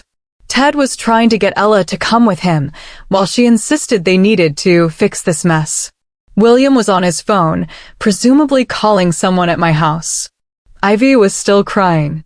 Jack had disappeared entirely, probably trying to figure out how to flee the country before Friday, when his gambling debts came due. They're using the original petition, Isabella explained as we reached her car. The one that was filed before it was withdrawn. Technically, it existed at some point, so they're claiming it gives them authority to secure your property. Can they get away with that? Not for long. But they might be able to get inside and grab whatever they came for before the police sort it out. The drive from downtown to my neighborhood normally took 25 minutes. Isabella made it in 15, running 2 yellow lights and exceeding the speed limit in ways that would have given Henry a heart attack if he hadn't already had one. My street looked like a crime scene. 2 police cars, a locksmith's van, Mrs. Chin standing on her front porch with her arms crossed like a sentry, and a small crowd of neighbors I'd known for decades, all watching my house like it was about to burst into flames. And there, parked in my driveway like he owned the place, was Leo Grayson's white SUV with Grayson Realty printed on the side. Isabella parked across the street, and we hurried toward the police officers who were standing on my front porch looking confused and irritated. One of them, a young guy who looked like he'd rather be anywhere else, was holding a folder of papers while Leo Grayson talked at him with the enthusiasm of a used car salesman. Officers, Isabella called out, waving the protective order like a flag. I'm Attorney Isabella Santos, representing Mrs. Grace Mason. These people are in violation of a court order issued less than an hour ago. The older officer, who had sergeant stripes and the expression of someone who dealt with family drama before, took the protective order and read it quickly. Mr. Grayson, you need to step away from this door immediately. Now wait just a minute, Leo protested. I have a legitimate business interest here. The family asked me to secure the property pending the guardianship hearing. The guardianship petition was denied, Isabella said firmly. And even if it hadn't been, these people were never authorized to enter Mrs. Mason's home or change her locks. That's when I noticed the locksmith, a guy in coveralls who was holding a drill and looking uncomfortable. Ma'am, he said to me, are you the homeowner? I am. Did you authorize anyone to change your locks today? I most certainly did not. The locksmith immediately started packing up his tools. Then I'm done here. Someone lied to me about having permission. He looked at Leo Grayson with disgust. I don't do illegal lockouts, buddy. Find another company. But the worst was yet to come. While the police were sorting out the legal paperwork and Leo Grayson was making increasingly desperate arguments about property values and market timing, I noticed something that made my stomach drop. My front door was standing slightly open. "Were you inside my house?" I asked Leo directly. "I was conducting a preliminary assessment. Were you inside my house without my permission?" The police sergeant stepped closer. "Sir, did you enter this residence?" Leo's face went red. "I had what I believed to be proper authorization." "That's not what I asked," the sergeant said. "Did you enter this residence today?" "Briefly. Just to assess the condition and take some preliminary photographs for the listing." "What listing?" I demanded. "There is no listing." But even as I said it, I remembered the coming soon photos Matilda had shown me. They'd been inside my house before, during the family barbecue, taking pictures while I thought they were helping clean up. Isabella was already on her phone again, speaking in rapid legal terms to someone who was apparently very important. When she hung up, her face was grim. "We need to go inside and see what they took," she said quietly. The police sergeant overheard. "Ma'am, if you believe items were stolen from your home, we need to document that immediately." Walking through my own front door felt like entering a crime scene. Because that's what it was, the scene of attempted theft, attempted fraud, attempted elder abuse by people who were supposed to love me. My jewelry box had been moved again. This time, it wasn't just shifted slightly. It was open, contents scattered, like someone had been looking for specific pieces. Henry's watch was gone. My mother's diamond ring was gone. The small gold cross Henry had given me for our 20th anniversary was gone. In Henry's desk, file folders had been pulled out and rifled through. Our marriage certificate was missing. The deed to the house was missing. Henry's death certificate was missing. They were building a complete case, Isabella said, taking photos with her phone for evidence. If they'd succeeded with the guardianship, they would have had all the documentation needed to prove ownership and sell everything immediately. Mrs. Chin appeared in my doorway, still looking like she was ready to fight someone. "Grace, I saw them loading boxes into that realtor's car. I tried to stop them, but they said they had legal authority." "What kind of boxes?" "Small ones. Like jewelry boxes. And one larger one that looked heavy. Henry's coin collection. 40 years of collecting silver dollars and old quarters, worth more in sentimental value than actual money, but still worth enough to matter. They'd tried to steal my memories. What happened next restored my faith in humanity, at least a little bit. Mrs. Chin had done more than just call 911 when she saw Leo Grayson at my house. She'd called what she called the phone tree, a network of neighborhood women who'd been looking out for each other since before cell phones existed. Within 20 minutes of Isabella and me arriving home, my front yard looked like a block party. Mrs. Patterson from 3 houses down brought folding chairs and bottled water. Mrs. Rodriguez from across the street brought her husband, who happened to be a retired police detective and was very interested in talking to the officers about proper procedures for property disputes. But the most important person who showed up was Mrs. Williams from 2 blocks over, carrying a manila envelope and looking like she had something important to say. "Grace," she said, walking straight up to me while the police were still documenting the missing items, "I need to show you something. My granddaughter works at Grayson Realty in the office. She saw your house file on Leo's desk last week and thought it was strange, since you'd never mentioned selling." She opened the envelope and pulled out photocopied papers that made my blood boil all over again. Property assessments, market comparisons, a complete listing package for my house, all dated 2 weeks before they'd filed the guardianship petition.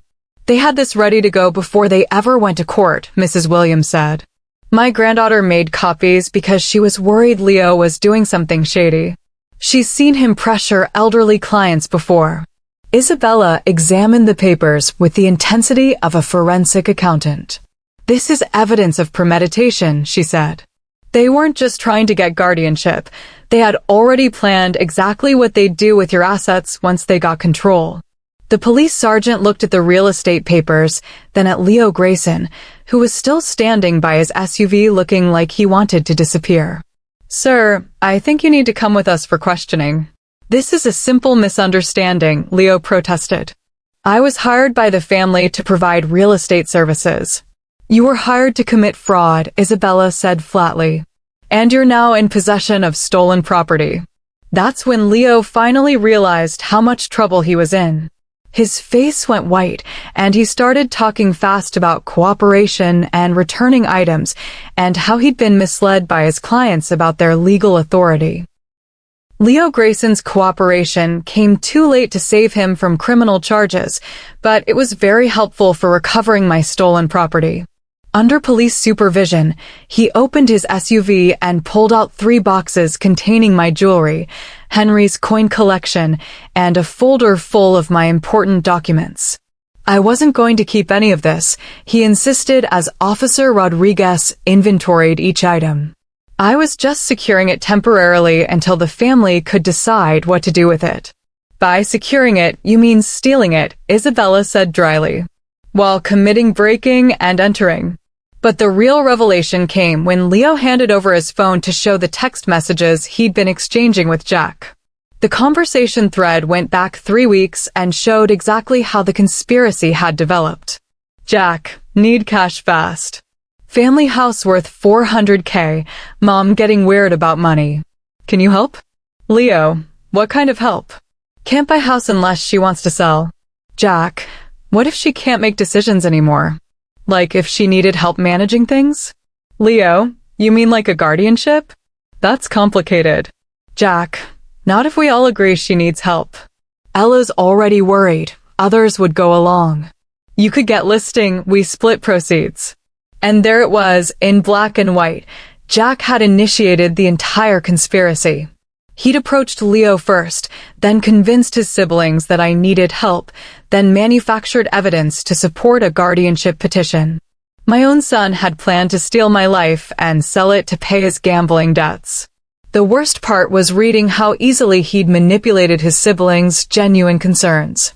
In messages to Ella, he'd emphasized my dangerous behavior. In messages to William, he'd focused on my financial vulnerability.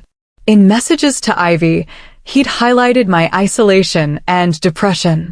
Each sibling had received a tailored version of the same lie, designed to appeal to their specific fears about my well-being. He'd used their love for me as a weapon against me. "Mrs. Mason," Officer Rodriguez said gently, "we're going to need you to file formal charges for theft, breaking and entering, and fraud. Are you prepared to do that?" I looked at my neighbors, who'd rallied around me without question. I looked at Isabella, who'd fought for me without hesitation. I looked at the boxes of my stolen property, recovered because one person, Leo's employee's granddaughter, had cared enough to notice something wrong. And I thought about Harper, my granddaughter, who deserved to grow up knowing that stealing from family members has consequences. "Yes," I said. "I'm prepared to file charges against anyone who participated in this conspiracy, including my own son."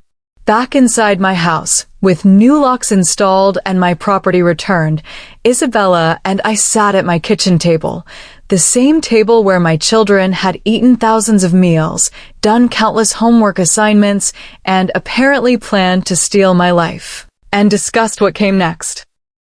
"The criminal charges against Jack are straightforward," Isabella explained. "Forgery, attempted fraud, conspiracy to commit elder abuse. He's looking at serious jail time, especially with the gambling debts providing clear motive." "What about the others?" "Ted's cooperation and recordings will probably keep him out of jail, though he might face civil liability." Ella, William, and Ivy withdrew from the petition voluntarily, which shows good faith, but they were still part of the conspiracy initially. I thought about this while making coffee, real coffee, in my own kitchen, with my own coffee maker, in my own house that nobody was going to take away from me. The normalcy of it felt precious after everything that had happened. "I want to be clear about something," I said, sitting back down with 2 mugs. "I'm not interested in revenge. But I'm also not interested in pretending this didn't happen. Isabella nodded. What does that look like for you? It looks like consequences. Real ones. Jack goes to jail if that's what the law requires. The others, we'll see. But they don't get to just apologize and go back to Sunday dinners like nothing happened. What about your relationship with them going forward? That was the hardest question. These weren't strangers who'd tried to hurt me. These were my children. People I'd loved before they were even born. People I'd sacrificed for and worried about and been proud of. But they'd also just tried to have me declared incompetent so they could steal my house and spend my money. I don't know yet, I admitted. Maybe some of those relationships can be repaired. Maybe some can't. But they're going to have to prove they've changed, not just promise they've changed. Isabella made notes on her legal pad. There are some practical matters we need to address immediately. New bank accounts, new credit monitoring, updated will and estate documents. They had access to too much of your personal information. And I want to set up some kind of fund, I added. Something to help other elderly people who face this kind of family manipulation. If it happened to me, and I have education, resources, and friends, it's happening to people who have less protection. Isabella smiled, the first genuine smile I'd seen from her all day. That sounds like something Henry would support. It did. And that mattered more than I could express. Because this wasn't just about protecting myself anymore. It was about honoring the man who'd trusted me to be strong enough to fight for what was right, even when the people I was fighting were our own children. This is where I need to know, would you have stayed silent to keep the family together, or would you have done what Grace did? Comment, speak up if you would have confronted them, or stay quiet if you think she should have handled it differently. I'm really curious to see what you think. Because here's the thing about family loyalty, it's supposed to go both ways. When family members use your love for them as a weapon against you, sometimes the most loving thing you can do is refuse to be their victim. 3 days after the court hearing, I got a call that changed everything again. District Attorney Patricia Valdez wanted to meet with me personally, not just to discuss Jack's forgery case, but because my situation had exposed what she called a pattern of elder abuse cases in Hudson County. Mrs. Mason, she said when Isabella and I met her at the prosecutor's office, your case isn't isolated. We've had 4 similar guardianship petitions filed in the past 6 months, all involving adult children seeking control of elderly parents' assets, all using the same attorney. Chloe Grayson, the blonde lawyer who'd tried to paint me as incompetent while knowing the whole case was built on lies. We believe Ms. Grayson has been coaching families on how to manufacture evidence of parental incompetence, DA Valdez continued. Your case is the first one where we have clear evidence of the conspiracy, thanks to your son-in-law's recordings and the real estate documentation. She spread out files on the conference table, other cases, other families, other elderly people who'd faced the same nightmare I'd been through. Mrs. Eleanor Patterson, 78, whose daughter had gained guardianship by claiming Eleanor was financially confused, then immediately sold Eleanor's house and moved her to a nursing home. Mr. Joseph Chin, 71, whose son had convinced a judge that Joseph couldn't manage his diabetes medication, then taken control of Joseph's business and liquidated it. All of them had something in common. They'd owned valuable property, had adult children facing financial difficulties, and had been represented by the same legal team that had tried to steal my life. We want to offer your son Jack a plea deal, DA Valdez said. Full cooperation in investigating the broader conspiracy in exchange for reduced charges on the forgery. I felt my jaw tighten. What kind of reduced charges? Probably probation and restitution instead of jail time, assuming he provides substantial assistance in prosecuting the others. Isabella could see I was struggling with this. Grace, you don't have to decide right now. But think about it. If Jack's testimony can help convict the lawyer and prevent this from happening to other families. I thought about Mrs. Patterson, who'd lost her home and was now living in a nursing home she hated. I thought about Mr. Chin, who'd built his business over 30 years only to watch his son destroy it in 30 days. I thought about families all over the county being torn apart by greed disguised as concern. I want to meet with Jack first, I said finally, before any deals are made. The meeting was arranged for Friday afternoon at Isabella's office, neutral territory where both of us would have legal representation. I hadn't seen Jack since the court hearing, when he'd slumped in his chair looking like his world was ending. Which, to be fair, it was. He looked worse now. Unshaven, wearing clothes that looked slept in, with the hollow-eyed appearance of someone who hadn't been sleeping much. His expensive suit was gone, replaced by jeans and a wrinkled button-down shirt that might have been cleaned 3 days ago.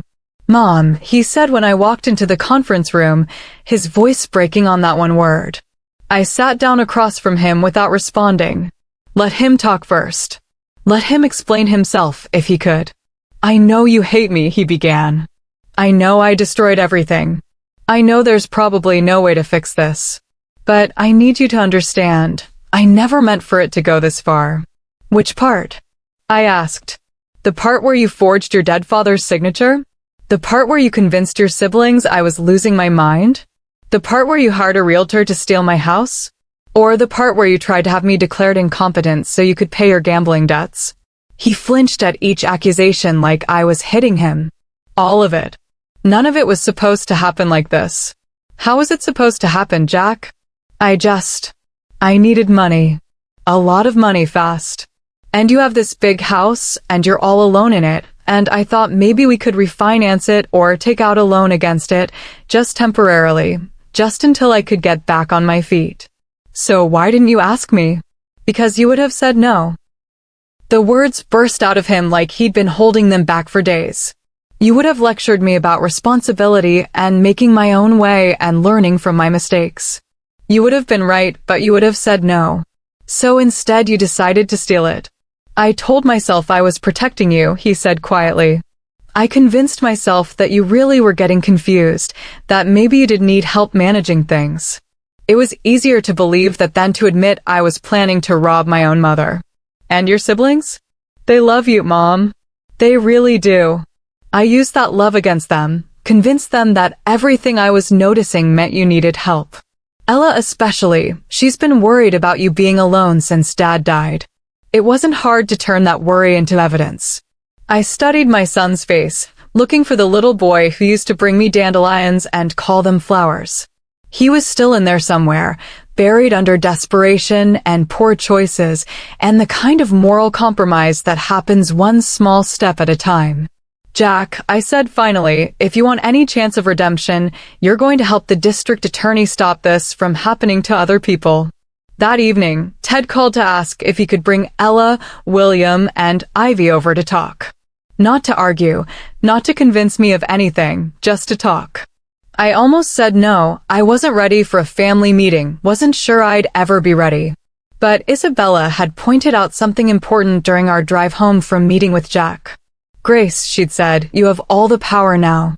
You can decide which relationships are worth saving and which ones aren't.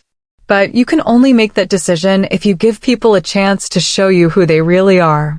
So I said yes, but with conditions. Isabella would be present.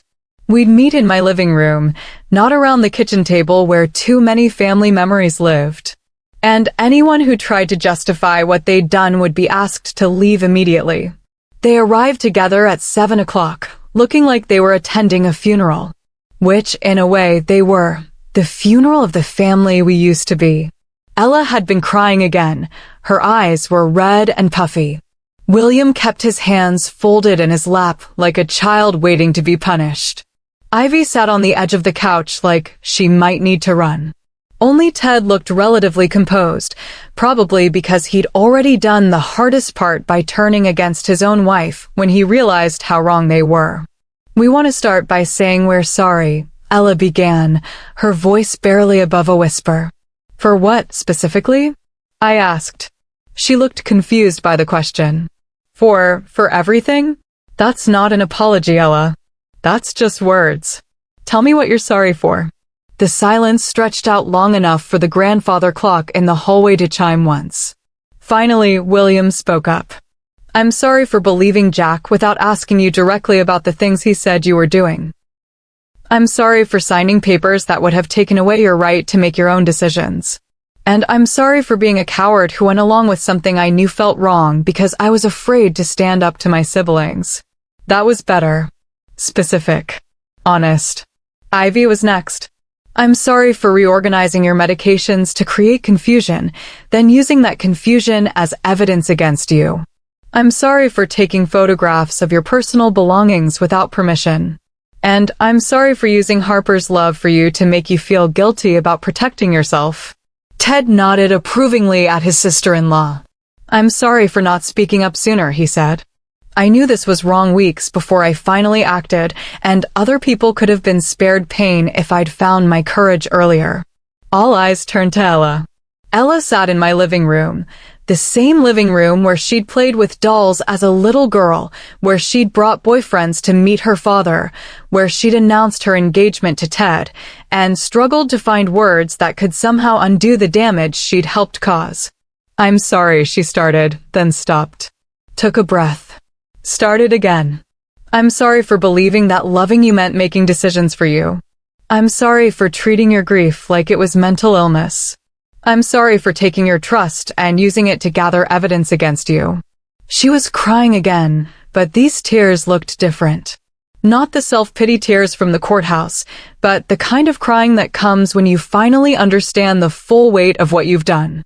I'm sorry for signing legal papers that would have taken away everything Dad worked his whole life to give you, your home, your independence, your dignity. I'm sorry for being so afraid of losing you that I tried to control you instead. And I'm sorry for letting Jack convince me that our financial problems were more important than your rights. Financial problems? I hadn't known about Ella and Ted's situation until Isabella's research, but I wanted to hear it from her. Ted's business is failing, she said quietly. We're going to lose the house. We've already lost the kids' college funds. When Jack said we could refinance your house to help everyone, it sounded like a solution that would help you too. Smaller place. Less maintenance, more security. But you knew I didn't want to sell. I convinced myself that you just needed time to see the benefits.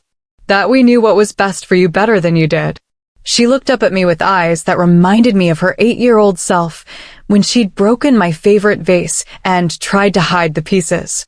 I was wrong, Mom. About everything. Isabella, who'd been taking notes throughout the conversation, looked up from her legal pad. Ella, are you prepared to testify about how this conspiracy developed?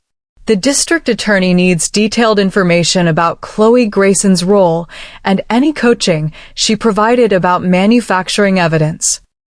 Ella nodded without hesitation. I'll tell them everything. Whatever it takes to make sure this doesn't happen to other families. It was a start. Not forgiveness. That would take much longer if it came at all, but a start. 6 weeks later, I found myself back in a courthouse, but this time as a victim giving an impact statement rather than a respondent fighting for my freedom. Jack sat at the defendant's table in an orange jumpsuit, having been unable to make bail after his gambling creditors had made threats serious enough to put him in protective custody. The plea deal had fallen through when Jack's information about Chloe Grayson's operation led to a much bigger investigation than anyone had expected. It turned out she'd been running what the DA called an elder abuse mill, coaching desperate adult children through the guardianship process while taking substantial fees and kickbacks from associated realtors, estate sale companies, and nursing homes. Jack was facing 3 years in state prison. Chloe Grayson was facing federal racketeering charges. Leo Grayson had already been sentenced to 18 months for his role in the property theft scheme. When Judge Martinez asked if I wanted to make a victim impact statement, I stood up with the same navy dress and pearl earrings I'd worn to fight the original guardianship petition. But this time, I wasn't fighting for my freedom. I was speaking for everyone who hadn't been as lucky as me. Your Honor, I began, my voice steady and clear. 6 months ago, my own children tried to convince this court system that I was incompetent to manage my own life. They used my grief, my trust, and my love for them as weapons against me. If I hadn't had good friends, excellent legal representation, and pure luck, I would have lost everything: my home, my independence, my dignity, and my right to make my own choices. I looked directly at Jack as I continued. My son Jack didn't just forge a document or try to steal money. He tried to steal my entire future. He was willing to have me declared mentally incompetent and locked away in an institution so he could gamble away the house his father and I built together. Jack's shoulders shook, but I wasn't finished. But this isn't just about my family. The evidence shows that this conspiracy has victimized dozens of elderly people in this county. People who trusted their children and found that trust betrayed. People who lost their homes, their savings, and their freedom because someone convinced a court they couldn't take care of themselves. I paused, looking around the courtroom at the other victims and families who'd been affected by the broader conspiracy. I ask this court to impose a sentence that sends a clear message: elder abuse will not be tolerated, even when it's disguised as family concern. Especially when it's disguised as family concern. After Jack's sentencing, he received 2.5 years, with possibility of parole in 18 months. The rest of my family had to figure out how to rebuild relationships that might never be the same again. Ted and Ella started marriage counseling and financial planning.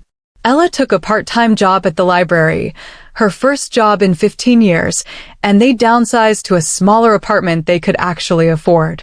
Ted's cooperation with the investigation had kept him out of jail, but the stress had nearly ended their marriage. William and Sarah filed for bankruptcy, but they did it honestly, working with a legitimate attorney to manage their medical debt. William started picking up weekend construction jobs, and Sarah went back to nursing part-time.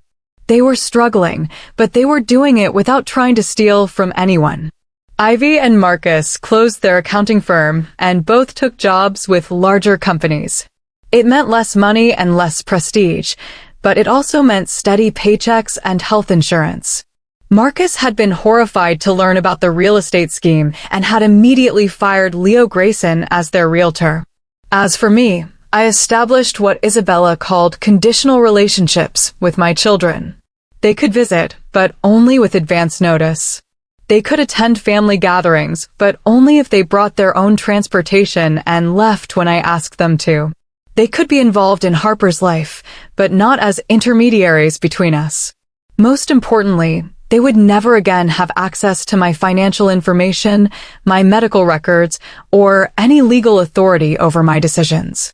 I'd updated my will to include specific language about mental competence evaluations, requiring multiple independent doctors to agree before anyone could question my capacity. Do you think you'll ever fully trust them again? Isabella asked during one of our regular check-ins. It was a fair question. Trust, once broken so completely, doesn't just repair itself with time and good behavior. I don't know, I admitted. But I've learned something important. I don't need their permission to live my life, and I don't need their approval to make my decisions. Whether I trust them again will depend on whether they can prove they understand that. The hardest part was Harper. She didn't understand why Grandma Grace couldn't come to family barbecues anymore, why there were always lawyers and social workers around when we spent time together, why her parents looked sad and scared whenever my name came up. But Harper was smart and resilient, and most importantly, she was still young enough to learn a different way of loving people, one that didn't involve trying to control them. That gave me hope for the future, even when the present felt broken beyond repair. 9 months after the guardianship hearing that changed my life, I was sitting in another courtroom, but this time I was there by choice. Mrs. Eleanor Patterson, the 78-year-old woman whose daughter had successfully stolen her house through fraudulent guardianship, was finally getting her day in court thanks to the evidence uncovered in my case. Mrs. Mason, her attorney said, "Would you please tell the court about your experience with Chloe Grayson's guardianship scheme?" I'd done this 6 times now, testified as an expert witness in cases involving Grayson's other victims. It never got easier, but it always felt necessary. Each time I spoke, I was speaking for everyone who hadn't been as lucky as me, everyone who'd lost their homes and their freedom because their children had been coached in how to manufacture evidence of incompetence. Chloe Grayson didn't just provide legal services, I explained to the judge. She provided a roadmap for adult children who wanted to take control of their parents' assets.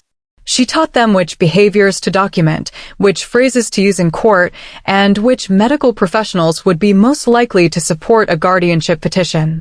In the gallery, I could see Eleanor Patterson's daughter squirming in her seat. Just like my children had, she'd probably convinced herself that she was acting out of love and concern. Just like my children, she discovered too late that theft disguised as caregiving was still theft. The difference was that Eleanor's case had succeeded initially. She'd spent 8 months in a nursing home she hated, watching her daughter sell her house and liquidate her savings, before the investigation into Grayson's practices had led to her case being reopened. Mrs. Patterson's daughter followed Grayson's playbook exactly, I continued. Subtle medication tampering to create confusion, strategic social isolation to limit outside perspective, careful documentation of normal aging behaviors reframed as evidence of incompetence. Eleanor's attorney nodded. And what was the ultimate goal of this scheme? Financial control. In every case, the adult children were facing significant financial pressures, and their elderly parents owned valuable assets. The guardianship process was just a legal mechanism to transfer wealth from parents to children without the parents' consent. After my testimony, Eleanor approached me in the courthouse hallway with tears in her eyes. "Thank you," she said simply. "If you hadn't fought your case, I'd still be trapped in that place, and my daughter would have gotten away with everything. That's why I kept doing this, kept reliving my own nightmare in courtrooms across 3 counties. Because every Eleanor Patterson who got her freedom back made the whole ordeal worth something. The foundation started small, just me, Isabella, and a conference table in her law office, trying to figure out how to help other families avoid what mine had gone through. But word spread quickly through social services networks, senior centers, and legal aid societies, and within 6 months, we had more cases than we could handle. "We need to think bigger," Isabella said during one of our planning meetings. "Individual legal representation helps the people who find us, but we need systemic change to prevent this from happening in the first place." That's how the Grace Mason Foundation for Elder Rights became a real organization with real funding and real power to make change. My settlement from the civil suit against Chloe Grayson provided the startup money, and donations from other families who'd faced similar situations kept us growing. Our first major initiative was working with the state legislature to reform guardianship laws. Too many cases were decided based on limited information, with elderly people having little opportunity to defend themselves or challenge the evidence against them. The new law, which the press started calling Grace's Law, much to my embarrassment, required multiple independent evaluations before any guardianship could be granted, mandatory representation for the proposed ward, and automatic review hearings every 6 months to ensure guardianships remained necessary. But the work that mattered most to me was direct victim services. We developed a hotline for elderly people who suspected their families were plotting against them, trained volunteers to recognize the warning signs of financial elder abuse, and created a network of attorneys willing to take these cases at reduced rates. "Mrs. Mason," our case manager Sarah told me during our monthly review, "we've helped 43 families in the past 6 months. 17 guardianship petitions were withdrawn when families realized they were being investigated. 21 cases were successfully defended in court. And 5 families were able to reconcile and work out their problems without legal intervention. The reconciliation cases were the ones that gave me the most hope. Families where financial desperation had led to poor judgment, but where love eventually won out over greed. Where adult children realized that their parents' independence was more valuable than their assets. My own family wasn't one of those success stories. But seeing other families heal gave me hope that the damage done by people like Chloe Grayson could be repaired, that trust could be rebuilt, that families could survive financial crises without destroying each other. We're also seeing policy changes, Sarah continued. 3 counties have implemented mandatory elder abuse training for guardianship attorneys. The State Bar Association is developing new ethics guidelines for lawyers handling these cases. And federal investigators are looking into whether this kind of scheme is happening in other states. It was gratifying work, but it was also exhausting. Some days, listening to story after story of families torn apart by greed and desperation, I felt like I was drowning in other people's pain. But then I'd get a card from someone like Eleanor Patterson, who'd gotten her house back and was living independently again, and I'd remember why this work mattered. The knock on my door came on a Tuesday evening in late fall, just as I was settling in with a cup of tea and the latest foundation case files. I wasn't expecting anyone. My few visitors these days scheduled their time in advance, part of the new boundaries I'd established after everything that had happened. Through the peephole, I could see 2 people I hadn't expected to see together. Ted, looking nervous and holding a manila envelope, and Jack, dressed in civilian clothes and looking like he'd lost 30 pounds since his release from prison 3 weeks earlier. I opened the door but didn't invite them in. "What do you want?" "Mom," Jack said, his voice barely above a whisper, "we know you don't owe us anything. We know we don't have any right to ask you for anything. But we have something that belongs to you, and we wanted to return it properly." Ted held up the envelope. "We found these in Jack's storage unit when he got out. Things he'd taken from your house that weren't part of the police evidence." I took the envelope and looked inside. Photographs. Old ones, from when the children were small. Pictures of Henry teaching Jack to ride a bike. Pictures of Ella's first day of school. Pictures of William's high school graduation, Ivy's wedding day. Family memories that Jack had stolen along with everything else. "There's something else," Jack said. "I've been going to meetings, not just AA, but a group for people who've committed crimes against their families. Financial abuse, domestic violence, elder abuse. People trying to figure out how to live with what they've done." I waited for him to continue. "I wrote you letters. In prison, and since I got out. My sponsor said I shouldn't send them without permission, that it was selfish to force you to deal with my guilt when you're still dealing with the damage I caused." "He's right," I said. "I know. But if you ever want to read them, if you ever want to understand how this happened and why, they exist. Ted has them." I looked at Ted, who nodded confirmation. "He asked me to hold them until you were ready, if you're ever ready. No pressure, no expectations. Just, they exist." For 9 months, I'd wondered if Jack understood what he'd really done to our family. If he grasped the difference between making mistakes and committing crimes. If he felt genuine remorse or just regret at getting caught. "I'll think about it," I said finally. "But Jack, thinking about reading your letters doesn't mean I forgive you. It doesn't mean I trust you. And it definitely doesn't mean you get to be part of my life again."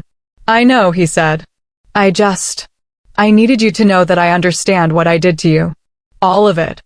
I kept Ted's envelope on my kitchen counter for 2 weeks before I finally opened it. 37 letters, written on prison stationery and in the margins of books, some dated, some not.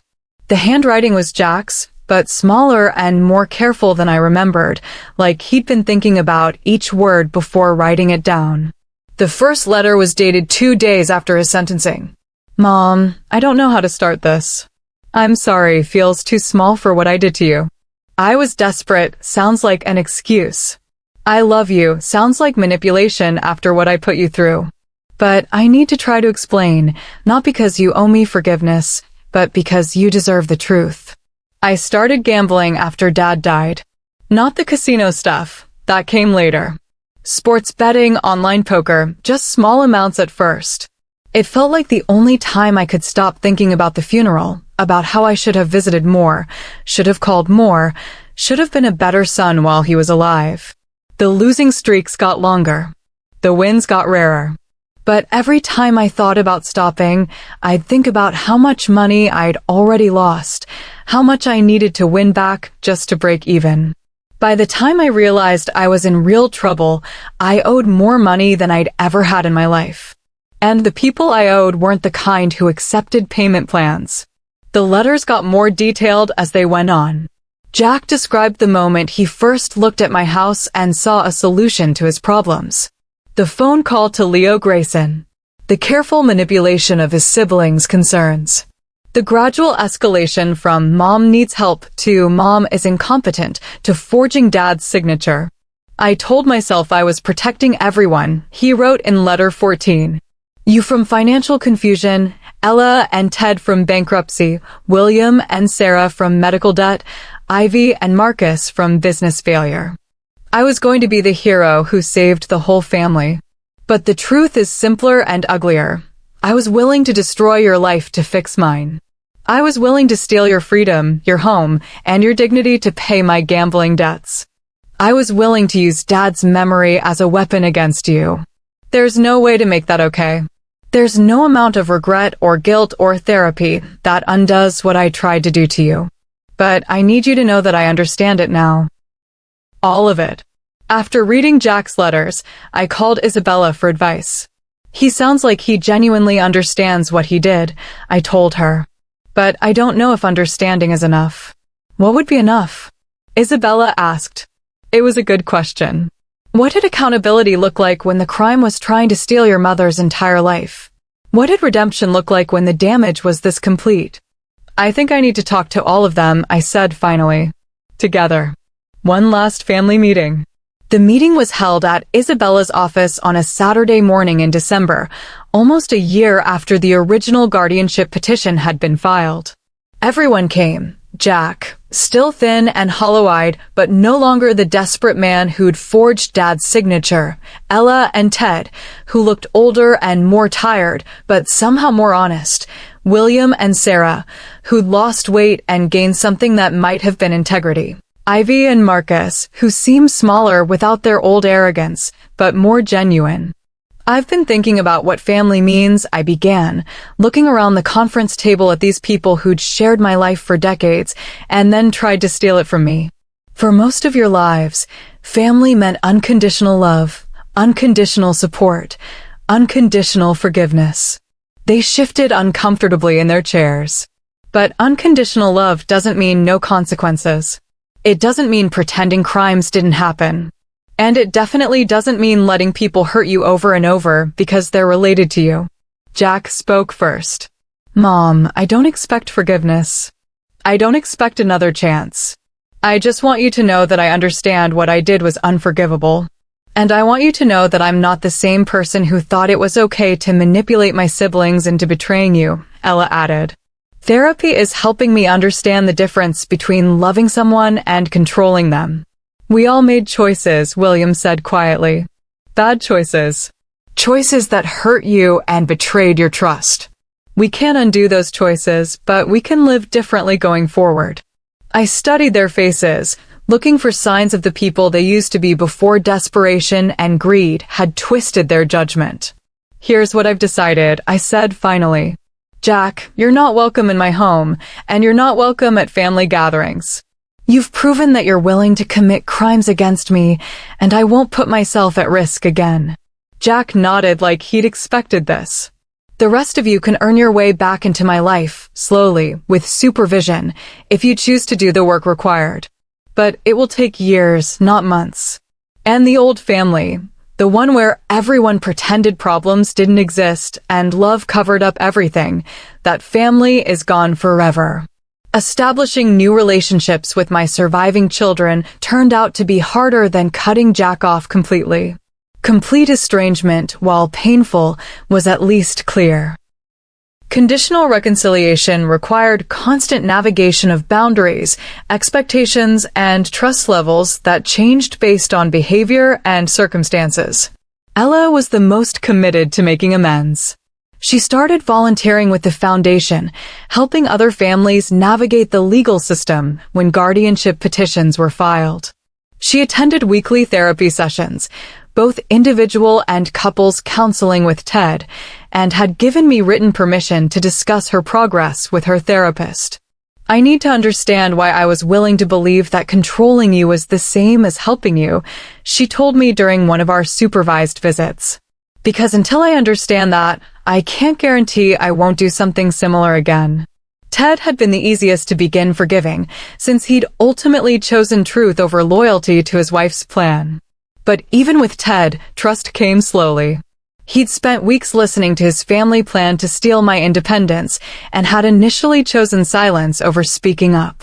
William and Sarah were making progress through their financial counseling and had established a college fund for their son using money they'd saved by downsizing their lifestyle. They visited once a month, always bringing their financial statements to show they were managing their money honestly. "We want you to see that we're not in crisis anymore," Sarah explained during one visit. "We want you to know that we'll never again be desperate enough to consider hurting you as a solution to our problems." Ivy was struggling the most with the new dynamic. She'd always been my baby, the youngest child who'd been protected from consequences her whole life. Learning to have an adult relationship with her mother, one based on mutual respect rather than parental indulgence, was difficult for both of us. "I keep wanting to just apologize and have everything go back to normal," she admitted during one of our phone calls. "But I'm starting to understand that normal wasn't actually healthy for any of us." The hardest part was Harper. My granddaughter was old enough to understand that her family had done something terrible, but too young to understand the legal and emotional complexities involved. She knew that visiting Grandma Grace now required supervision, that family gatherings were different, that Uncle Jack was in timeout but couldn't come back. "Why can't you just forgive everyone like they do in movies?" she asked me during one visit. "Because real forgiveness isn't about pretending bad things didn't happen," I explained. "Real forgiveness is about choosing to love people anyway, but still protecting yourself from being hurt again." It was a lesson I was still learning myself. The first anniversary of the guardianship hearing fell on a Tuesday in March, one of those early spring days when winter finally loosens its grip and you can smell hope in the air. I marked it quietly, alone in the house that my children had tried to steal, surrounded by the belongings they'd attempted to liquidate, living the independent life they'd tried to convince a judge I couldn't handle. The foundation had grown beyond anything I'd imagined when Isabella and I first started brainstorming ways to help other families. We now had 4 full-time employees, 12 volunteer attorneys, and partnerships with senior centers across 3 states. Most importantly, we'd helped over 200 families navigate guardianship disputes with an 89% success rate for maintaining independence. Jack had been out of prison for 5 months and was living in a halfway house 2 hours away, working construction and attending daily meetings for gambling addiction. He sent cards on birthdays and holidays, not to me, but to Ted, who passed along the information that Jack was doing well. I'd made it clear that I didn't want direct contact, and Jack had respected that boundary. The others had continued their slow, supervised reintegration into my life. Ella now managed the Foundation's volunteer coordinator program and had become an advocate for other families facing similar situations.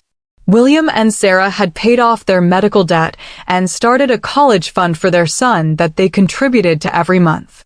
Ivy and Marcus had rebuilt their accounting practice from the ground up, focusing on honest business practices and transparent client relationships. But the most important change was in me. For 42 years of marriage, I'd been half of a partnership, making decisions with Henry's input and support. For the 2 years after his death, I'd been a widow learning to live alone, but still seeing myself through other people's eyes, my children's eyes, my neighbor's eyes, my church community's eyes. Now, at 74 years old, I was discovering what it meant to be fully, completely, unapologetically myself. I made decisions based on what I wanted, not what other people thought I should want. I traveled when and where I chose to go. I spent my money on causes I cared about and people I wanted to help. I said yes to invitations that interested me and no to obligations that felt burdensome. For the first time in my adult life, I was living according to my own values, not trying to balance everyone else's needs and expectations.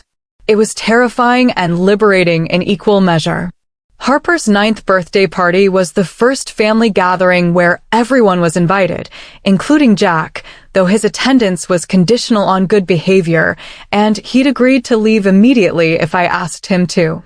The party was held in my backyard, the same space where less than 2 years earlier, my children had plotted to steal my house while pretending to help with barbecue preparations.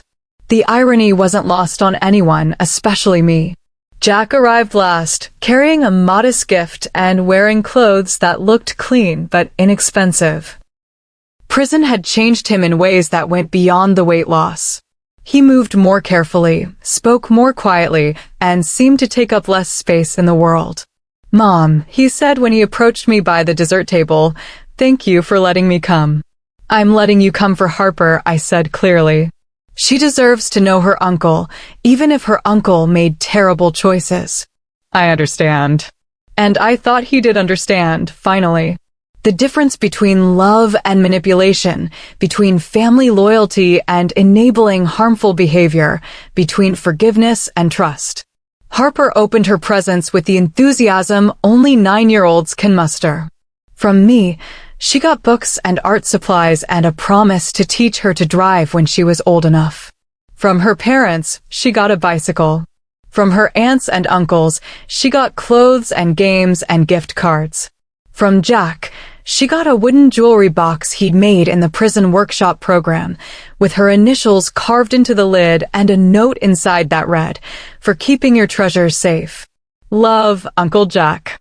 It was a loaded gift, given the circumstances. Jack had stolen my jewelry, among other things. He'd violated the trust that should protect treasures, both material and emotional. But looking at Harper's face as she examined the careful craftsmanship, I could see that for her, it was simply a beautiful gift from an uncle she'd missed. "Do you like it, Grandma Grace?" Harper asked, bringing the jewelry box over to show me. "It's very well made," I said honestly. "Your uncle is good with his hands." Jack overheard and looked surprised by the compliment. Not forgiveness. I wasn't ready for that, might never be ready for that. But acknowledgement that people could change, that someone who'd done terrible things could still create something beautiful. The party lasted 3 hours. Jack left after 2, as we'd agreed. But for those 2 hours, we'd managed to be something that resembled a family again. Different from what we'd been before, scarred by everything that had happened, but still recognizably connected by love and history and shared memories of better times. As I write this final chapter of what has been the most difficult period of my life, I'm sitting in the living room where my children once plotted to steal my independence, looking out at the garden Henry and I planted together 40 years ago. The tulips are blooming, purple and yellow ones that come back every spring, faithful and resilient despite winter's attempts to destroy them. People ask me if I regret fighting the guardianship petition. If it might have been easier to let my children take control, to move to assisted living, to accept their version of what was best for me. The question always surprises me because the answer is so clear. Everything I am, everything I've accomplished, everything I've been able to give back to the world since that terrible day when I received Jack's text message, all of it depended on my decision to fight for my right to make my own choices. The Grace Mason Foundation has helped hundreds of families avoid the nightmare my family went through. The legislative changes we advocated for have made it harder for people like Chloe Grayson to manipulate the court system. The awareness we've raised about financial elder abuse has prevented countless crimes disguised as family concern. None of that would have been possible if I'd accepted my children's assessment that I was incompetent to manage my own life. But more than the public good that came from my private struggle, I've learned something precious about my own strength. At 74 years old, I discovered that I could survive the betrayal of the people I loved most. I could navigate complex legal systems, build new relationships, create meaningful work, and design a life that reflected my values rather than other people's expectations. I learned that loving someone doesn't require trusting them, and that forgiveness doesn't require forgetting. I learned that family can be rebuilt after it's been shattered, but only if everyone involved is willing to do the hard work of earning back what they've lost. Most importantly, I learned that independence isn't just about being able to balance a checkbook or remember to take your medications. Independence is about having the right to make your own mistakes, choose your own risks, and live according to your own definition of what makes life worth living. Henry used to say that the most dangerous words in the English language were "it's for your own good." He was right. The road to elder abuse is paved with family members who think they know what's best for you better than you do. My children learned that lesson the hard way. So did I. But we learned it. And that gives me hope for families everywhere who are struggling with the balance between love and control, between helping and interfering, between protection and theft. That's Grace's story, a fight for independence that became a fight for justice that became a mission to protect others. If you've made it this far, you've witnessed one woman's refusal to let fear and family pressure steal her freedom. The question I want to leave you with is this: who in your life deserves the respect to make their own choices, even if you disagree with those choices? Because that's what real love looks like. Trusting the people you care about to live their own lives, not the lives you think they should live.